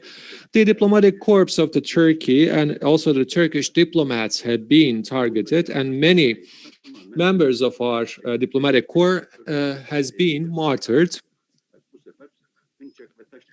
And Asala has substituted the Tashnak committee during this third wave of terrorist acts. As we said, there are many studies and analysis regarding to those terrorist activities, but on the other hand, there aren't many studies which analyzes the terrorist acts of the Armenians on their citizens. It has been covered with 1 or 2 pages in some literature documents. Why the Armenian committees have used terror on their own citizens, so we should first understand the underlying reasons. They have opted for those terrorist activities in order to form the Armenian national consciousness. We can easily see that in our analysis, because at the end of the day, the Armenian citizens who can develop the national consciousness will follow the footsteps of the Armenian committees which are seeking independence. And much more strikingly, the Armenian terrorist activities have been carried out in collaboration with the foreign powers, and they were dependent on the foreign powers. When I say they were dependent on the foreign powers, I mean that they seek the support of countries like France, UK, and Russia. because those were the countries who tried to weaken the Ottoman Empire and tried to seize the strategic lands of the Ottoman Empire. And in order to realize and materialize it, they have extended their support to the Armenian gangs and groups. Especially at the end of the 19th century, with the foundation of Tashnak and Hınçak Armenian committees, the terror acts had started to be carried out. One of the striking points for such terrorist acts carried out on the Ottoman land is that they have taken place in many important provinces, Istanbul being in the first place, but they have also taken place in strategic provinces like Erzurum, Yozgat, Merzifon. The Tashnak Committee was instrumental in the terror acts in Istanbul, Van, and Erzurum provinces. In Yozgat, Tokat, Merzifon, and Bitlis provinces, we also see that effective terror acts had taken place, and they really suppressed and intimidated their own citizens as well, so that they asked for the help of the government, I mean the Armenians, but some of the people from the Armenian society actually kneeled down to their demands, and they tried fulfilling their requests and demands from the society. Of course, in order to raise the financial support, the intimidation letters have been sent to the Armenian citizens. The ones who are not responding to those intimidation letters, they have been massacred by the Armenian gangs, and they never hesitated to kill their own, one of their own. The Armenian citizen of the Ottoman Empire had been followed and tracked down, and some of them had been wounded, some of them had been murdered by those gangs and couldn't survive. So when we assess the Armenian wealthies, the tradesmen, artisans, or whoever had an enterprise, received an intimidation letter whereby being asked for donations to their own terrorist acts. So in Istanbul, Erzurum, Van, Bitlis, in those Anatolian provinces, we see those intimidation letters being sent to the Armenians. I will be speaking about those examples, especially the wealthy Armenians have been assassinated, and at the same time, their households have been subject to arsony. So those assassinations targeting the leading figures of the Armenian societies and the wealthies of the Armenian society was really instrumental for the financing of the terrorist acts. This is, I do believe, a very important topic which deserves to be analyzed even further. Not only the tradesmen have been targeted, but also the religious persons and also the public officers who are loyal to the state have been targeted as well. And in addition to that, the members of the press have been attacked, the journalists have been wounded, and some of them have been murdered as well. So these are also striking facts.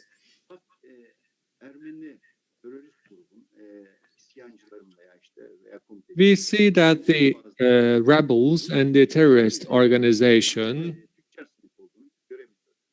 focused on the tradesmen and also the wealthy Armenians because they wanted peace and order, and they tried to act in alliance with the government so that their trade will not be deteriorated. These are the leading figures, I mean, in the Armenian community with a high level of reputation. That's why they didn't want to accept or respond to the intimidation letters of the committee members and Armenian gangs. And since those Armenian gangs would like to take the lead, they would like to silence the tradesmen and businessmen. That's why their assassination attempts have a focus on those Armenians, the ones who are overlooking the intimidation letters and the threats of those committees have been prioritized in terms of the assassination. Of course, the Armenian gang members have seen those tradesmen and the wealthy Armenians as a source of money and finance. That's why they have been the priorities in the assassinations. This is actually a well-known policies of the Tashnak and Hınçak committees of the Armenians. I mean, collecting money through threats. And I mean, those policies have not been opted for only in the Ottoman Empire, but in Russia, in USA, in France, and in United Kingdom. So it doesn't matter where they are opting for those policies. Anyone who is not supporting their policies can be a subject for murder. They can even murder the ordinary people. They can intimidate those people to close their enterprises, and they are sanctioning them with the monetary fines. And if you are not paying the money, we will murder you, they say, through letters. And of course, at the end of the day, the tradesmen are intimidated because they fear that they will lose their lives. Because, I mean, they see that other people are being murdered in front of their eyes, and they ask the protection of the Ottoman Empire. They want the government to be their guardian so that they will be protected. And of course, additional measures and precautions have been taken by the Ottoman Empire, or the Ottoman Empire actually indulges in many activities, especially if the ordinary people are losing their lives, because the government sees that especially the ordinary people, maybe not the wealthy ones, but the ordinary ones are, you know, losing their families and their incomes. As a result, the Ottoman Empire dispatches monetary aid to those families. And I mean, if the children are, I mean, left without their parents as a result of those assassinations, they are embraced by the Ottoman Empire to be schooled. So at the end of the day, the Ottoman government tries to do what is required from itself regarding to the victims, and at the same time, the Ottoman government proposes to those families to, overlook to those threats, not to close their enterprises, because during those times, most of the intimidation letters were focusing on the closure of those enterprises. And the Ottoman government tried to encourage those Armenians to keep those enterprises and their shops open. Maksuzadeh Simon, Karajanyan, Andon Hatchev, such kind of leading tradesmen, Armenian tradesmen, have been threatened with death by those gangs. And if they are not paying the money that they are asked for, their death sentence have been executed. One of the most important assassination which carried out in Istanbul was the assassination on Maksuzadeh Simon. This has been executed by the Hınçak committee. This person is the physical leader of the Armenian Patriarch. In Galata region, in Galata district, it was a shot on his back, and Simon was severely wounded.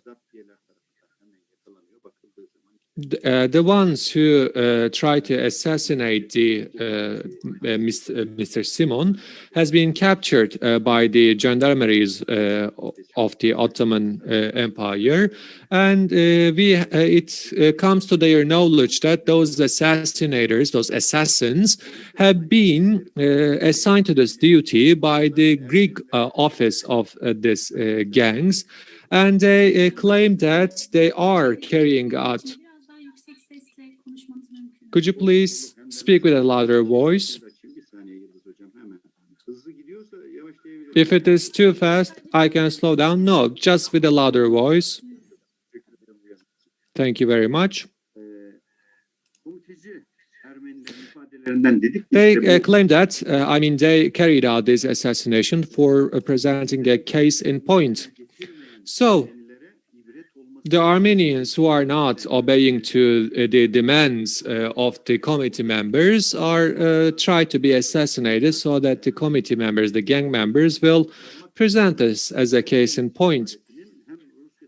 Both the English diplomatic corps and the Russian diplomatic corps intervened. For example, after the assassination of Mr. Simon, the English diplomatic corps applied to the Ministry of Foreign Affairs, stating that those assassins shouldn't be trialed with the death sentence. And of course, during that time, especially the embassies of the foreign powers on Istanbul regarding the Armenian issue was quite intense. Two terrorists actually shot in order to, murder the leading figures from the Armenian society, but the diplomatic corps tried to intervene to their death sentence. There is another important tradesman, and the gang members asked for, 300 liras from this leading figure, but this leading Armenian figure actually rejected giving and handing over the money, and those intimidation letters have been submitted to the gendarmerie. Of course, the Dikan Effendi has tried to be assassinated in front of a mosque. One of the committee members, one of the gang members actually assassinated and stabbed him in the back. And as of course, the government seized him, and this assassin has been investigated, and he has been sanctioned to that sentence. And at that moment, Maximov, the translator of the Russian embassy, intervened, and the person who has been sanctioned for the death sentence have turned into a slavery work. And this is also one of the important examples which shows us the intervention of the foreign powers. Apit Hunjan Efendi, which is another important, who's an important leading figure from the Armenian society, we can speak about him. In 1896, he abated the gang members and supported the gang members. And he was pardoned, and he was sanctioned at first because under the auspices of Apik Hunjan, this person held weaponries and ammunition in the church. As a result, he was questioned for abating and supporting the Armenian gang members. And it was he was sanctioned for 3 years of a life sentence, and his life sentence was pardoned later on. But the committee members actually followed him. Apik Hunjan didn't want to give any more money to the gang members, and he stated that I will not hand over monetary support to you, and rejected them. Since the gang members are accustomed to, receiving money from this person, they got angry, and it was going to be a case in point, because if one person is fed up with giving money, handing over monetary aid to the gang members, it will be constituting a bad precedence, and that's why they would like to punish him. The gang members would like to punish Apik Hunjan, and in order to save the face value and the reputation of the gang, he was assassinated in Galata as well.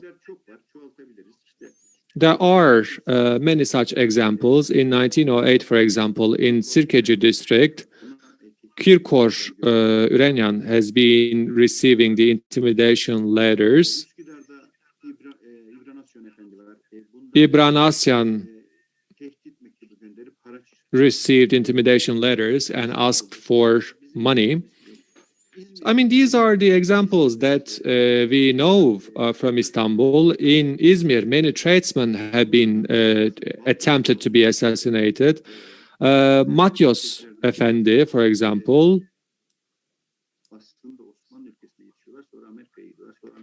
Some of the Armenian tradesmen have grown in Ottoman Empire, and they went to America and turned back. Based on the direction of the committee members, one of the tradesmen who returned back from Russia, they followed and tracked many wealthy Armenians in the Izmir province. And if the necessary payments are not done by those wealthy Armenians after the intimidation letters, they say that we will murder you. But Ottoman Empire police forces and the gendarmeries have taken necessary precautions, and the intimidators have been captured. And then, those gang members started murdering the ones who are denouncing them. Balyozoğlu Matyos, one of the wealthy Armenians inside of the bazaar in Izmir, have been shot. The perpetrator couldn't actually escape, and they have been captured inside of the bazaar. And after he is being investigated, he admits that I have been actually assigned for murdering this wealthy Armenian, and says that I was assigned to this job for at the cost of 50,000 liras. When we take a look to his admittal, we say that actually they came this region as 3 people to murder Matyos Efendi, and they were following his activities, and they actually waited for their opportunities to kill Matyos Efendi, and as they found the opportunity, they said that we have murdered him. Pedros, after being investigated, was sentenced to death, and no one intervened in his death sentence, and the death sentence was executed. Haik Balgosyan, Artim Balokyan Efendis are also another important examples. These are the wealthy Armenians of the Izmir province. In 1906, in the Karataş neighborhood, which is a coastal area, by the way, they had been actually shot by 2 gang members.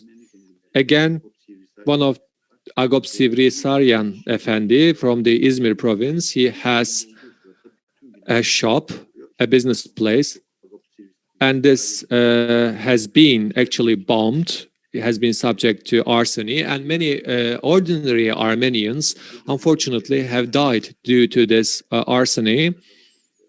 So in the upcoming years, doctors, architects, lawyers, those Armenians have received many intimidation letters. And they say that if you are not giving us the money that we are articulating in the intimidation letters, your fate will resemble to Mr. Sivrisaryan. So that's how they continue with their assassination attempts. Similar examples can be seen from the Anatolian provinces. In Trabzon, we see a similar example. One of the leading Armenian figures have been asked for 500,000 Turkish liras as a ransom money. And this Kayzan Efendi is also denouncing them to the state, notifying the state. After the investigation, it has been found out who is threatening them, and they were not wounded. And again, in the Tashnak Committee activities, we see that the wealthy Armenians have been assassinated as well. The tradesman in the bazaar has been threatened as well. And they have been called upon. Some of them handed over their money. Some of them have been forced to hand over their money. So they even targeted the ordinary man. Last 5 minutes, please. Okay, those threats and assassinations continue in the Anatolian provinces, but let me give one more example from abroad so that I can wrap up my speech. We see that those assassinations continued out of the Ottoman lands. We have seen such examples in the America, for example. There were tradesmen who were loyal to the Ottoman state, and they actually established a club, Tavşancıyan. Tavşancıyan have been targeted. by those terrorists in the United States of America, because, of course, many of the committee and gang members went to America due to the promotion of the diaspora. We see that the Hınçak Committee actually carried out this assassination. This committee was targeting the wealthy Armenians in the United States of America, and they were sending the intimidation letters again and again to those wealthy Armenians. And they were asking for $10,000 and they were asking $25,000 from certain wealthy Armenians. And they said that, I mean, with the money that we are receiving from you, we will buy weaponry and ammunition for our committee. Tavşancıyan Efendi, I mean, was dealing with, I mean, carpet export. He was selling the Ottoman carpets in the USA, and he never involved in their political activities. And he never promoted and encouraged anyone surrounding him to involve in those political activities. And as a result, he was one of the wealthy Armenians who have been targeted. And he stated it in his memoirs, in his writings as well.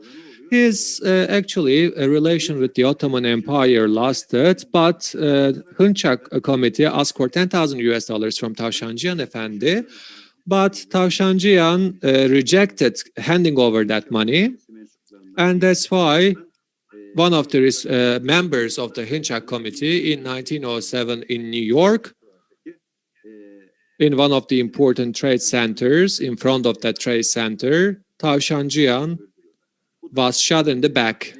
5 consecutive shots have been taken. And this also shows us that the committee members didn't carry out those assassination attempts only inside of the Ottoman Empire, but anyone who is loyal to the Ottoman Empire had been tracked down by the gang members and tried to be manipulated to work for them. And this is one of the most important examples of such assassination attempts. Of course, there are many details to be mentioned. I mean, the perpetrators who carried out this assassination attempt in the USA has been tracked down. Of course, these are the details. Mihran Karagözyan also was tried to be assassinated, and his shop has been subject to arson, by the way. And he didn't support the committee members, the gang members. That's why he has been targeted. And he was attempted, but he saved his life, by the way. He didn't give the money that he was asked for in the intimidation letters. But he actually pretended as if he accepted this proposal. But he took the necessary precautions, and that's how he saved his life, Mr. Karagözyan. So, in a nutshell, if I have to wrap up my speech, I can say that the Armenian terrorism doesn't have any differences if we compare past and today. The ultimate aim of those terrorist acts is to intimidate the peace-loving Armenians, to oppress them, and to receive any sort of support whatsoever, so that the Armenian terrorists are attacking the ones who are notifying them to the state and who are not supporting them. By saying those statements, let me end up my speech. I mean, during the question and answer session, if there are questions, I can try my best to elaborate my topic. Thank you so much. Thank you so much, Recep Karacakaya. You have touched upon this topic from a different perspective. Thank you so much for this nice presentation. The next speech will be delivered by Bülent, Mr. Professor Dr. Bülent, and he will deliver us the critical period, the April 1915 events. Without further ado, Mr. Bülent, the floor is yours. Thank you very much, Yıldız Hanım. I would like to thank Sabahattin Zaim University Rectorship and Turkish History Association, Historical Society. Actually, 1915, April and May are very critical times. And when we look at the actually deportation process and rehabilitation process, it is beyond my topic, and I'm sure that we will be having professors who will focus on those issues. Before coming to the spring of 1915, it is essential to remember some milestones in Armenian issue. What type of a continuum created 1915 events? And some problematic issues which was experienced in Zeytun region. We don't see any significant problems related with Armenian people. Gaining the ground, international ground, in 1877 and 1877, the understanding agreement Stephanos amending Berlin agreements with Russia created this environment. And related with Armenian regions, Armenian people, they have just put a statement that they are going to make some amendments. And with the beginning of 1978 summer, starting from UK and with the incentives of Western countries, they have named it as the Anatolian Reformation, and they have started to declare this. And with Turkish and Greek war, they have kept it away from their agenda for a while. However, it was an opportunity for some certain Armenians, and in 1885, they have created Armenicum and Hıncak and Taşnak committees. And by starting those committee actions, we see the following actions. Despite the ideological differences, they do have a common objective, establishing a huge Armenian nation in the midst of Anatolia. And what would bring Armenian people to independence and also the reform projects are, of course, looked for some results and outcomes. And European countries have shown their attention and interest in those actually interest areas, and by the beginning of 1890s, we see some actions, terrorist actions, and when Armenian communities were taking those steps in the Balkanian regions, we see some Balkanian communities who were successful. So their inspiring sources were the Balkanian communities in 1890. Starting with the Amsterdam event in 1895 and 96, it reached to a peak point. Sason Zeytun, one, of course, rewards have been experienced in Babali. We see another rebellious action, an Ottoman Bank event have also taken place in a second Sason revolt. And against second Abdülhamit, Sultan Abdülhamit, we see some actually actions. And Adana event in, of course, end of the 18,000s have started to appear on the stage after the assassination process to Sultan Abdülhamit. And when we look at the history, the eastern part of Ankara, which was bringing out the agenda of reform actions. Well, of course, Russia has taken the Western countries' support, and on the 8th of February 1914, undersigned a Yeniköy agreement and so-called regions. They have aimed to create an autonomous region for Armenian people. With the separation of Anatolia, this agreement would be resulted. With the starting of First World War, it was not being enacted. With the start of First World War, actually, Ottoman Empire have got a chance. And the First World War, after the starting of the First World War, a new feature, a Turkish-Russian war would have become something inescapable, according to the committees. And in order to determine a standing point for themselves, they have started to negotiate Taşnak Suciyun in Erzurum, organized a congress in Caucasia. They have taken the decision of getting ready with the Caucasian fleet, and of course the Russian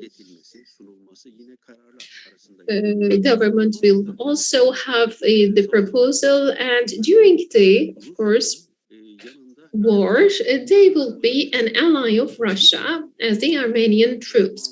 And the Ottoman parliamentary members Bramian and Papazian, after the Congress, went to Mush and won and have started the organizations. And the Turkish state's mobility decision in the center of Tashnak committee have shown an extraordinary, actually, movement. In the same movement have taken place in Hunchak, Ramyar, and Gazniar committees. And in Caucasia, 1,000 voluntary regiments have been composed, and after this, Droh, Amazans, and Keri commanded the 2nd, the 3rd, and the 4th regiments. And the Ottoman Empire's inclusion inside the war created a different ground for the state government side. They have started to have some requests and also orders to the Armenian side. The people like Vahan Papazian, Karakin, Pastormajian moved to Caucasia, and they have started their actions against Turkish troops. And although it was the beginning of the war, one have started to show action, and one governor, Cevdet Bey, in November 1914, have had a meeting with the important names of Armenian community. And after,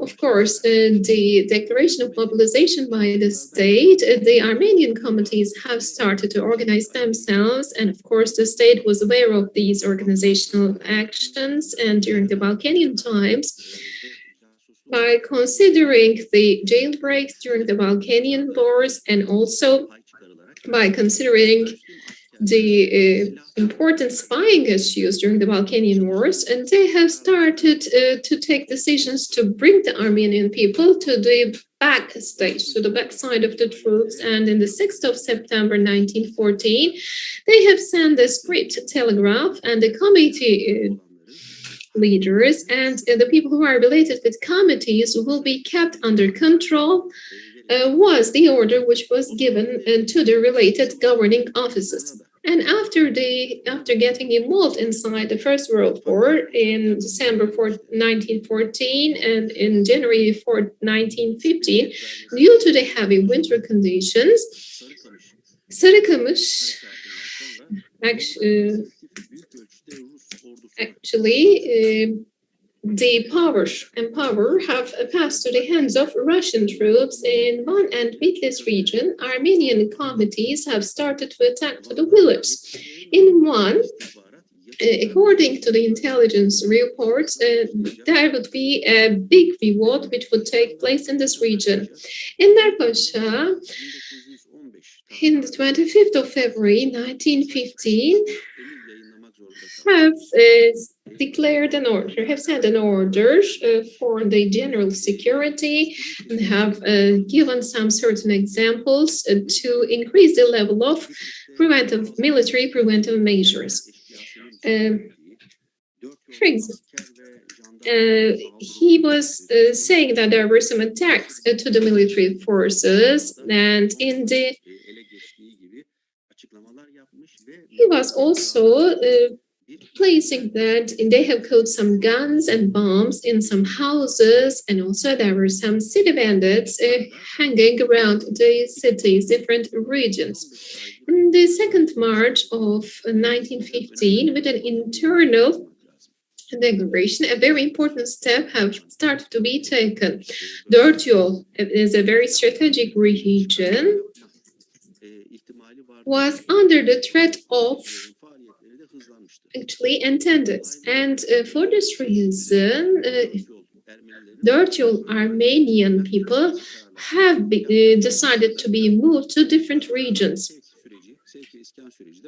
And actual migration process has started with the Allied power attacks. And Maraş Governor Mümtaz Bey have had an inspection to the region and prepared a report. 30th of March 1915 report points out the fact that it was essential to take various preventive measures. And within this framework, Maraş Zeytun Armenian people have started to move to Konyan region. After a while in Konya, they have started to create a threat and they have terminated the migration process to Konya. In the month of April, by looking at the developments, we see a speeding up process in this period. We see something obvious. Armenian revolts and actions are in parallel and correlated with Russian movements. And committees for prioritizing the one region. With the 7th of June 1915, the Armenian guerrillas have started to attack the one region.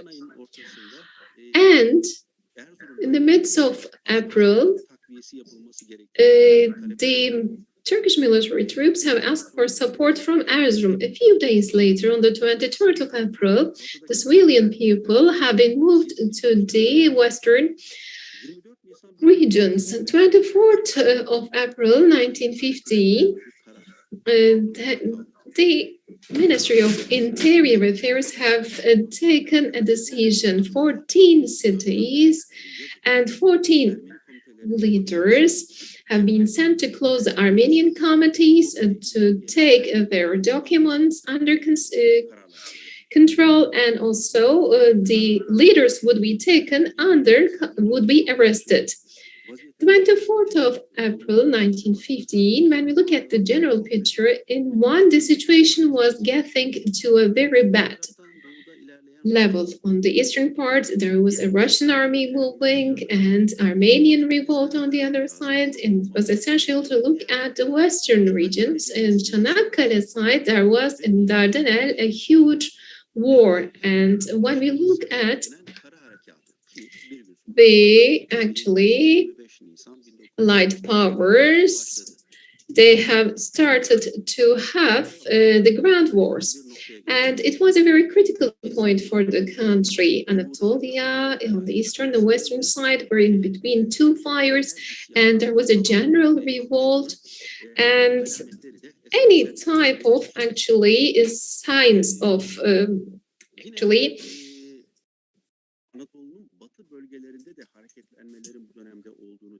right was in progress. Of course, the Russian army and with the Armenian committees acting together with them on the eastern side of the country, and also the revolts and riots and uprisings have destructed a lot. And on the western side, after the bombardment of Ereğli, Izmit, and Adapazarı, the movement of and the revolt of guerrillas, Armenian guerrillas in these regions have been activated. It was just nearby Istanbul. It was something problematic as a general picture. On 24th of April 1915, there was a general circular, and it was stating that who were related with this committee and their actions would be taken under custody, would be arrested, and 235 people were arrested among 600 people. The majority of the rest of the unarrested ones were not being found in their addresses, or some of them have already escaped to foreign countries. People who were arrested in Çankırı and Ankara's Ayaş regions have been obliged to be kept in some certain addresses. According to the Ottoman archives, the General Directorate of Security was having a lot of records related with these events. They were freely able to walk around and hang around the region, and every other day they would be going to the security centers, police stations, and undersigning the security documents. In Çankaya and Ayaş, the arrested people who have had some health problems and who have been understood that they were not the ones to be accused, have been excused and sent back to Istanbul, and some of them have been sent to Zor and Mosul region, and the ones who are related with the committee actions and who were owning the foreign country of origins have been deported. So the process have progressed like this. On the other side, when we look at the village and also the provinces and resting activities within the framework of 24th of April circular, more than 500 people have been arrested. By the way, another important point is the 24th of April, which have gained a great ground in the international arena, and 24th of April arresting operations do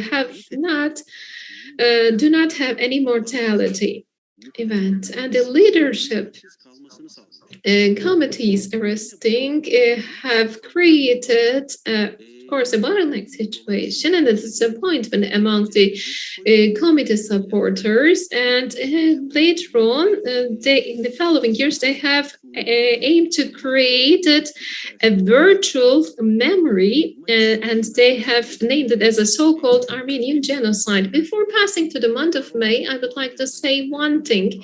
Baron von Wangenheim, the Istanbul ambassador of Germany, have sent a letter by the date of a report by the date of 13th of April 1915, and states that Armenian committees without if they were not being arrested with the 24th of April, they would be getting ready to attack to the Baba Ali and some official institutions, and this was a report of German ambassador. And when we come to the month of May, the state government is taking some preventive measures, and local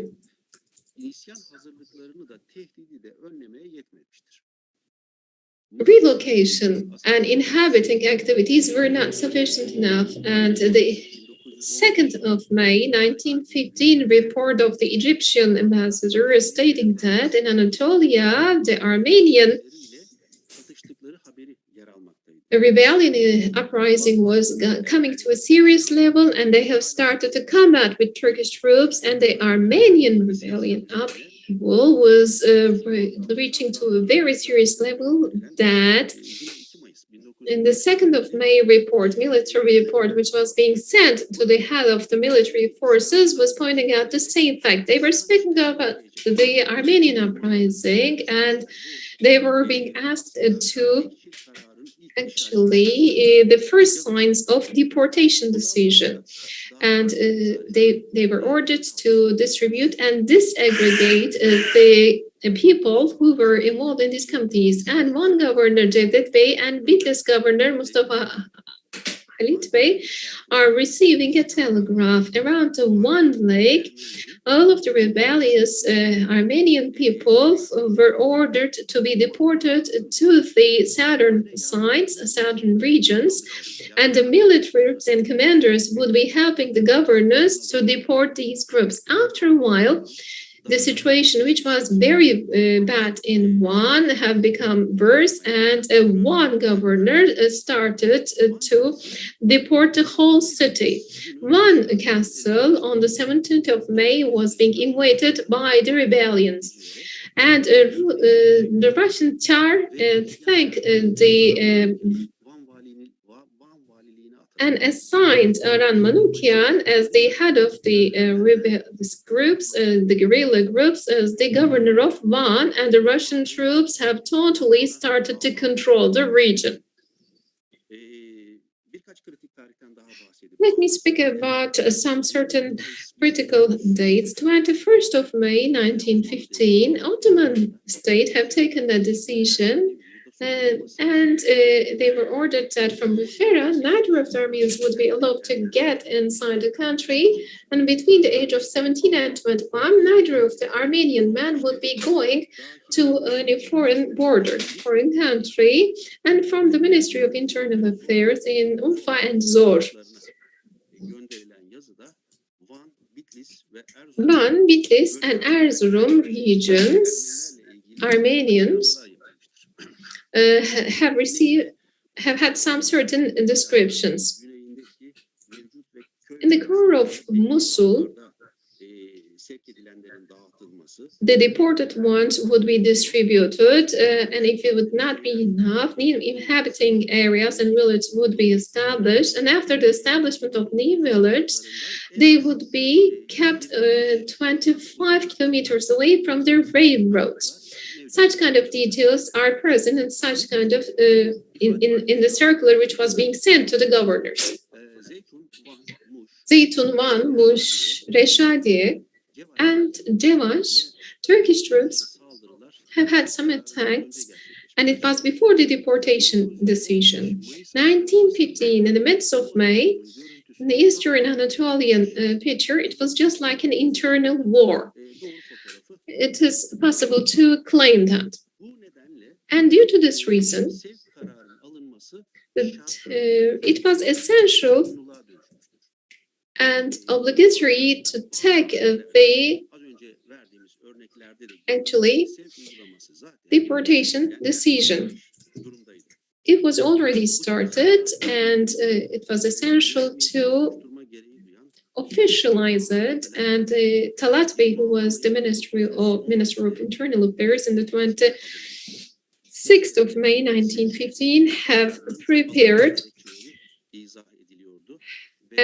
official letter and memorandum, and 27th of May they have had a law, a provisional law, which was pointing out the fact that they would be deporting and also moving the people, forcing the people who were committing such kind of events, and the military forces will be taking all of these actions under control if there is any suspicion about spying issues or any revolting issues, totally or individually, it will be rehabilitated, will be moved to different regions and places. And this so-called law is pointing out a very important fact. What was that? They were not mentioning any specific issue, specific point, despite the fact that it was pointing out the fact of Armenians. It was not only actually a special law for Armenians. During the wartime, we see actually the Arabic and Jewish and also Greek and also Yahoo Jewish people have been sent to the internal parts of Syria by Jamal Pasha. So we see different deportation actions. I need 3 more minutes. I need 3 or more minutes. So from the beginning of the war, Armenian committees were believing that Ottoman Empire would be losing the war and totally demolished. And they did not think about choosing the right side. They have just been beside Russia and become the ally of Russia. And after a while, the deportation process and the migration process took place on the western side. I have given you some examples from the western side, more detailed ones in 1916. Can be found in the documents of Ministry of Internal Affairs. And for this reason, the content of deportation can be extended and can be related with the western part of the country. As a result, Ottoman Empire started the war by did not move, did not took any actions according to assumptions. They were aware of the preparations of a revolt and a rebellion act, but they have also wished for not having such kind of actions. With the starting of the rebellious acts, they were obliged to take the deportation decision. And the meaning of this is being expressed by Talat Bey on the 29th of August 1916, and he is sending a script telegraph and states that Talat Bey states that the main objective of deportation is creating a region for themselves. Thank you very much. That's all I would like to say for now.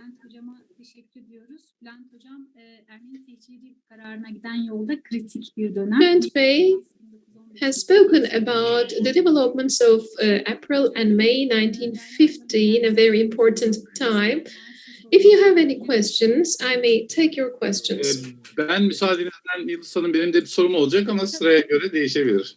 Hocam öncelikle biz de teşekkür ediyoruz konuşmalarından dolayı. Küçük bir hatırlatma Bülent Hocama katkı ve bir sorumuz. Thank you very much for this nice speech. We would like to ask a question and remind a couple of issues. In a similar fashion, the Russians started invasion in the Black Sea region. The Armenians cooperated with them in Gümüşhane, where there are,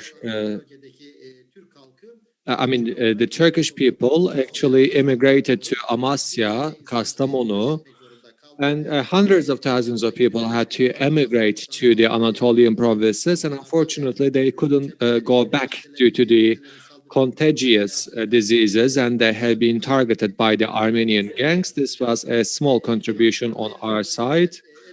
There's a question. 70% of the Armenians who were sent to Çankırı didn't return. If you ask this question to Mr. Bülent, maybe he can elaborate on that issue. First of all, I do believe the person who says 70% should also know what it means.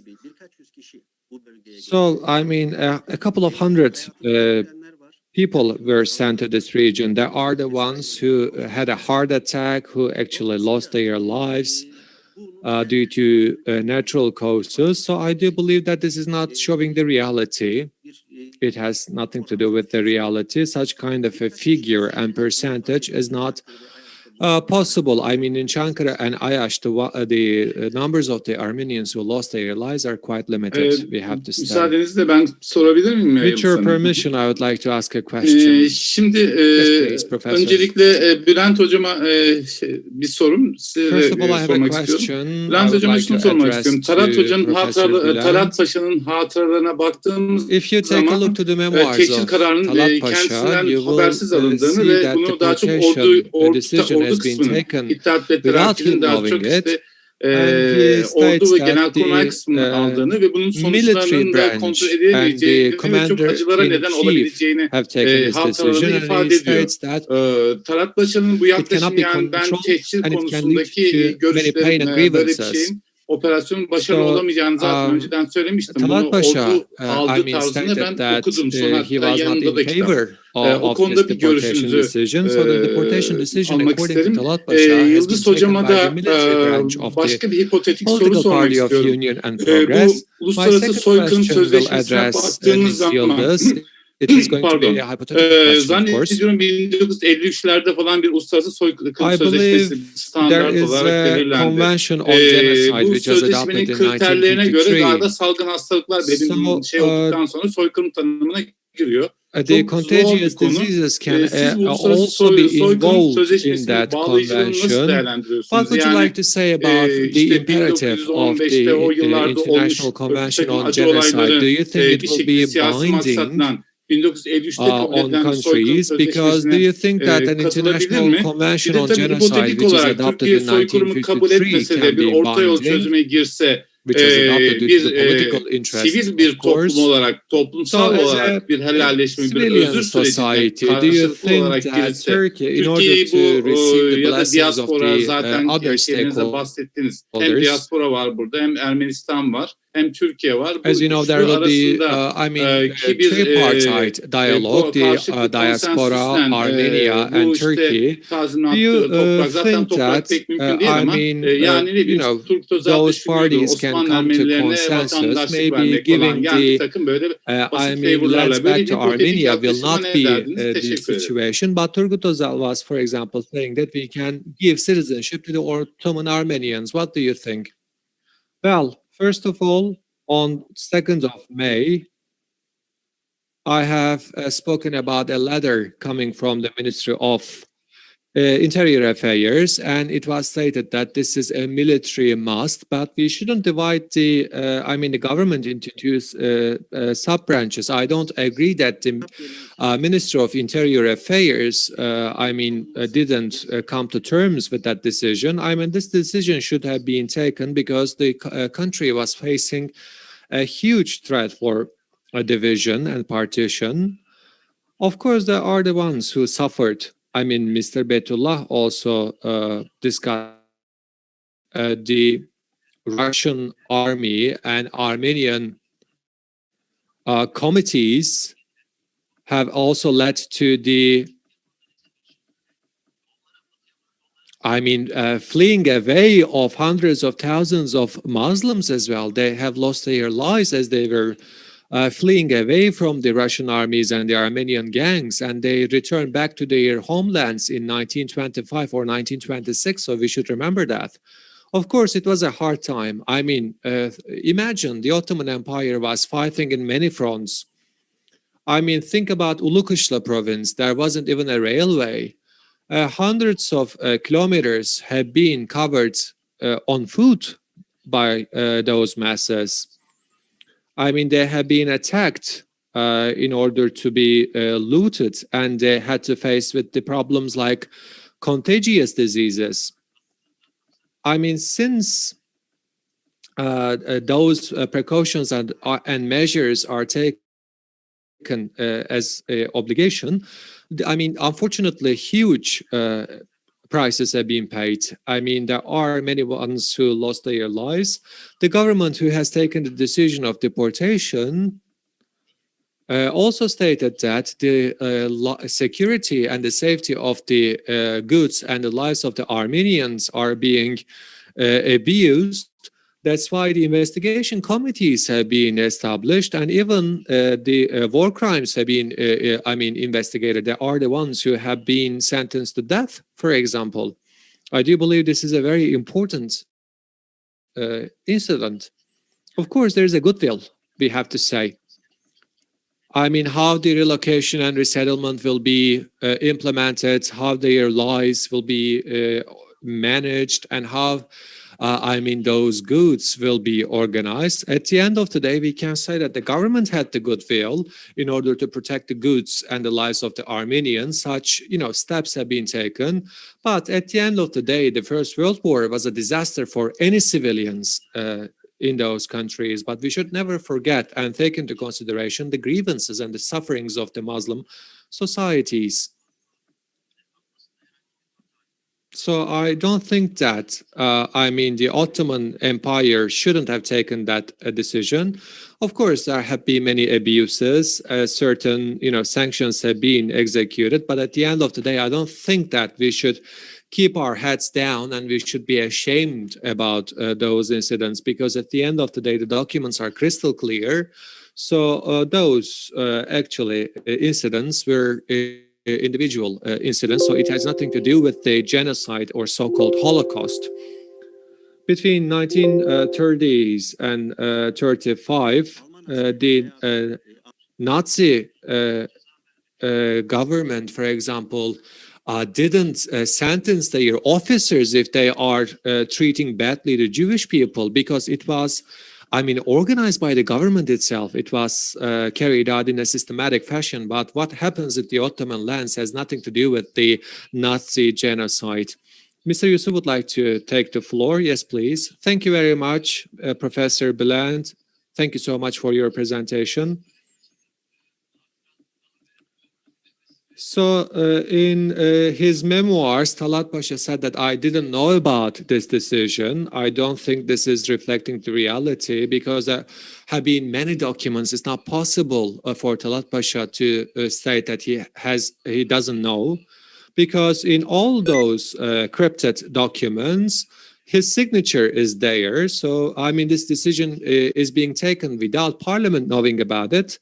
Only after this decision is being adopted, the Parliament ratified it. So it's not possible for Talat Pasha not to know about it.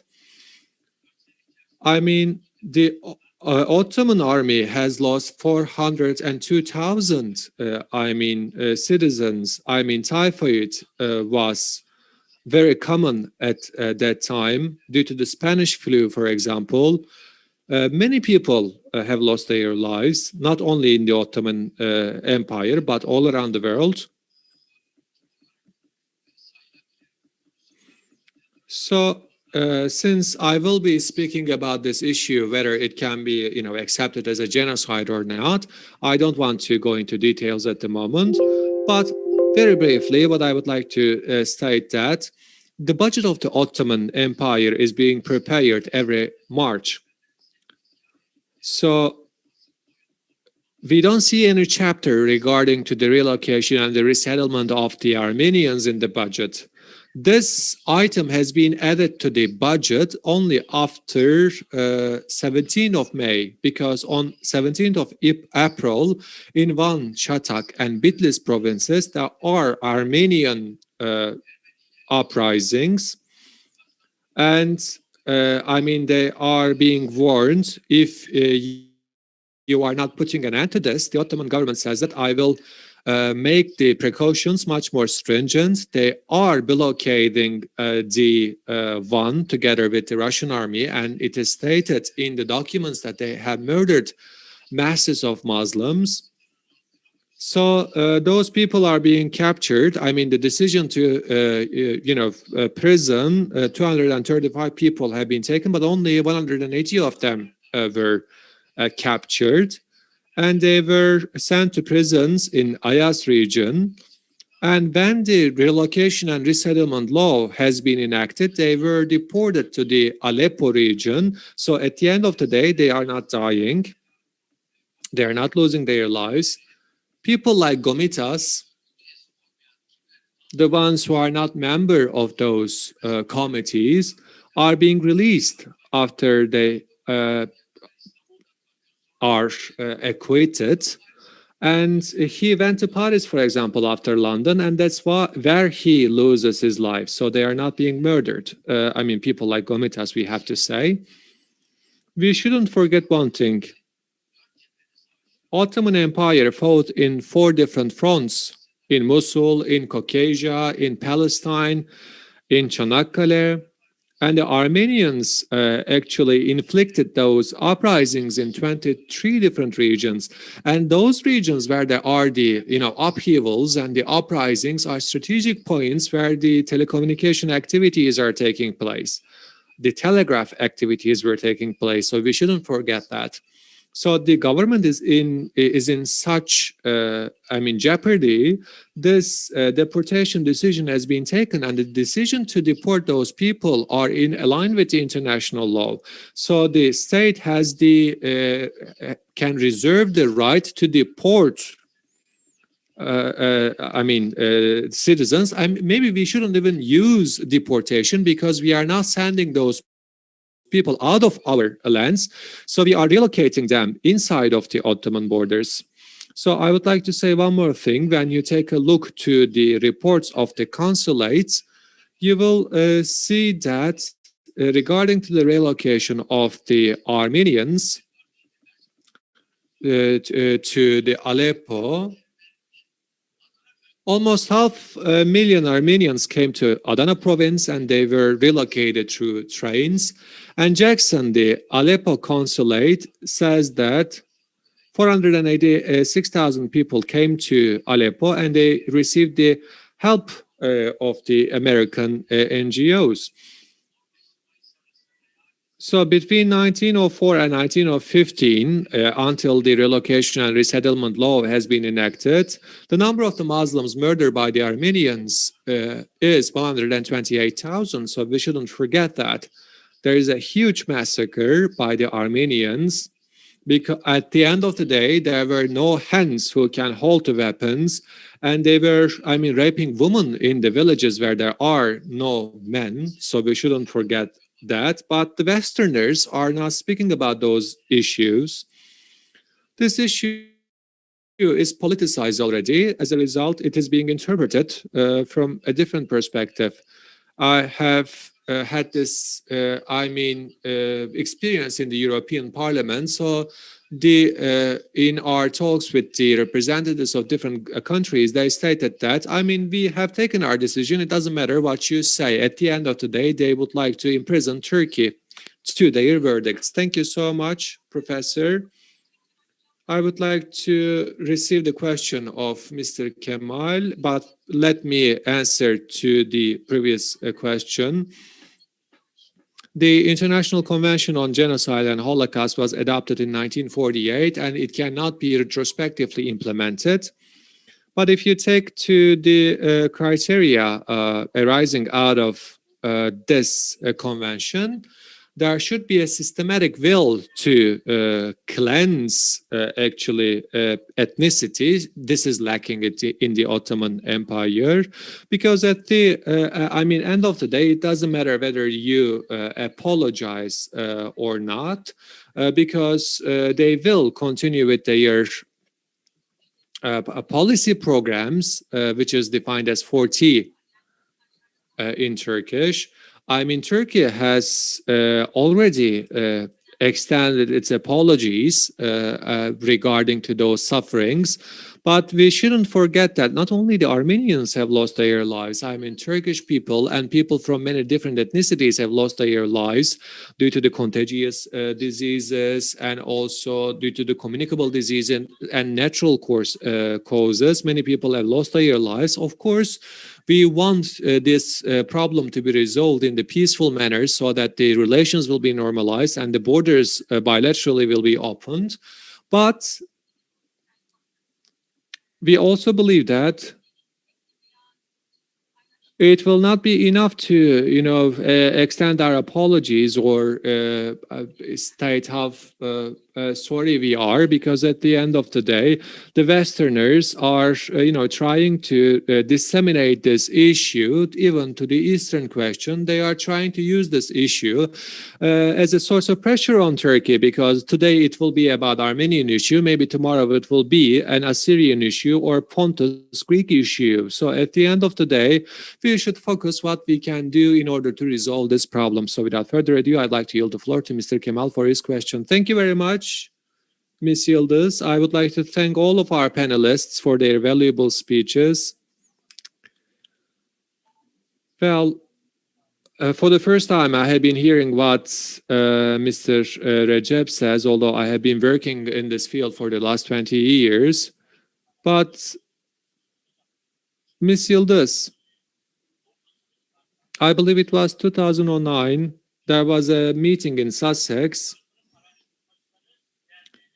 It was a general congress of the international researchers on Holocaust and genocide. I was representing the Ministry of Foreign Affairs, and a similar question has been discussed.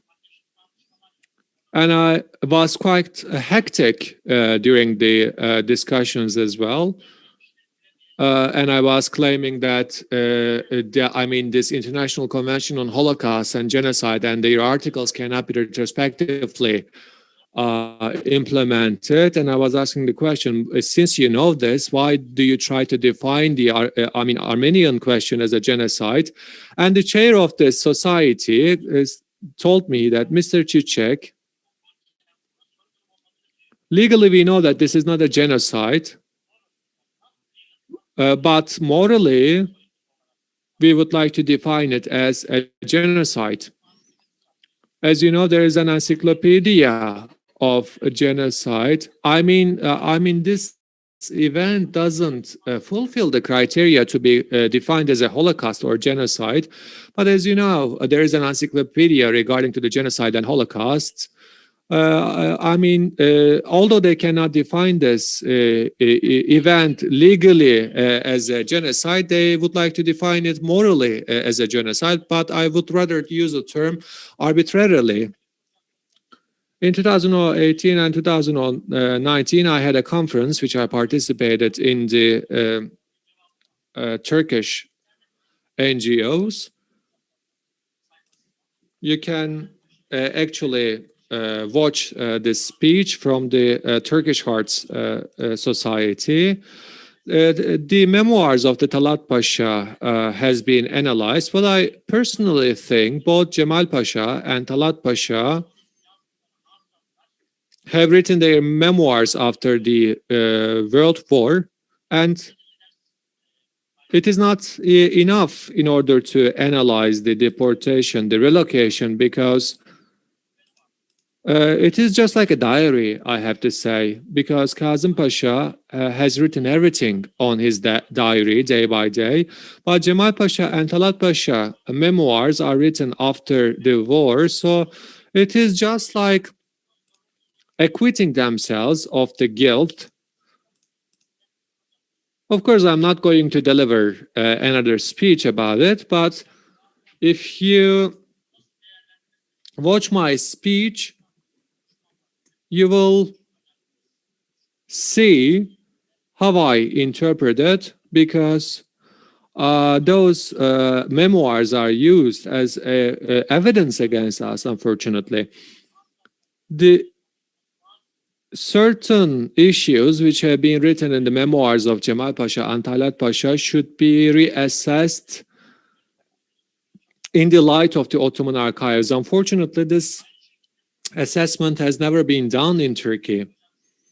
Mr. Yusuf rightfully mentioned the American consulates, the Protestant missionaries. I also would like to state this as a response to Mr. Kadir. The sources of those news are actually from Bucharest and Sofia. Sofia and Bucharest are the sources of those news which are being presented by the American consulates and the Protestant missionaries, and those news are being manipulated. Both Wolgenthau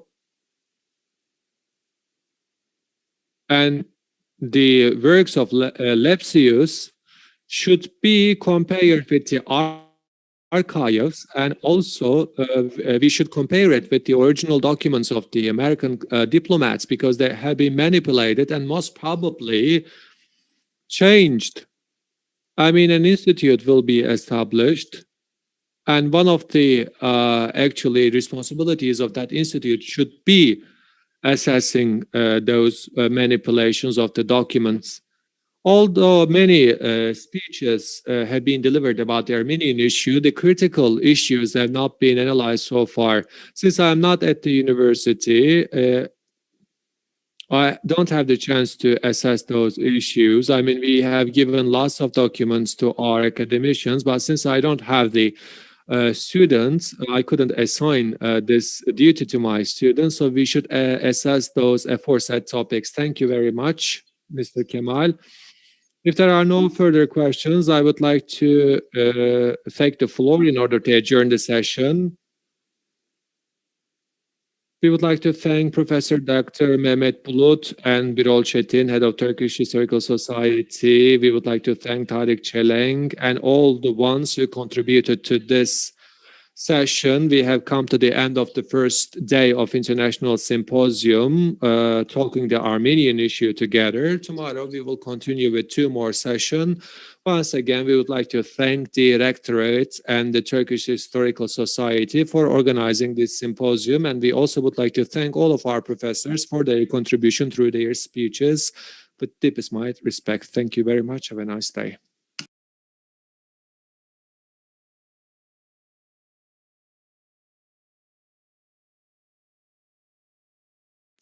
We would like to thank our participants. Hope to see you tomorrow. Have a nice day.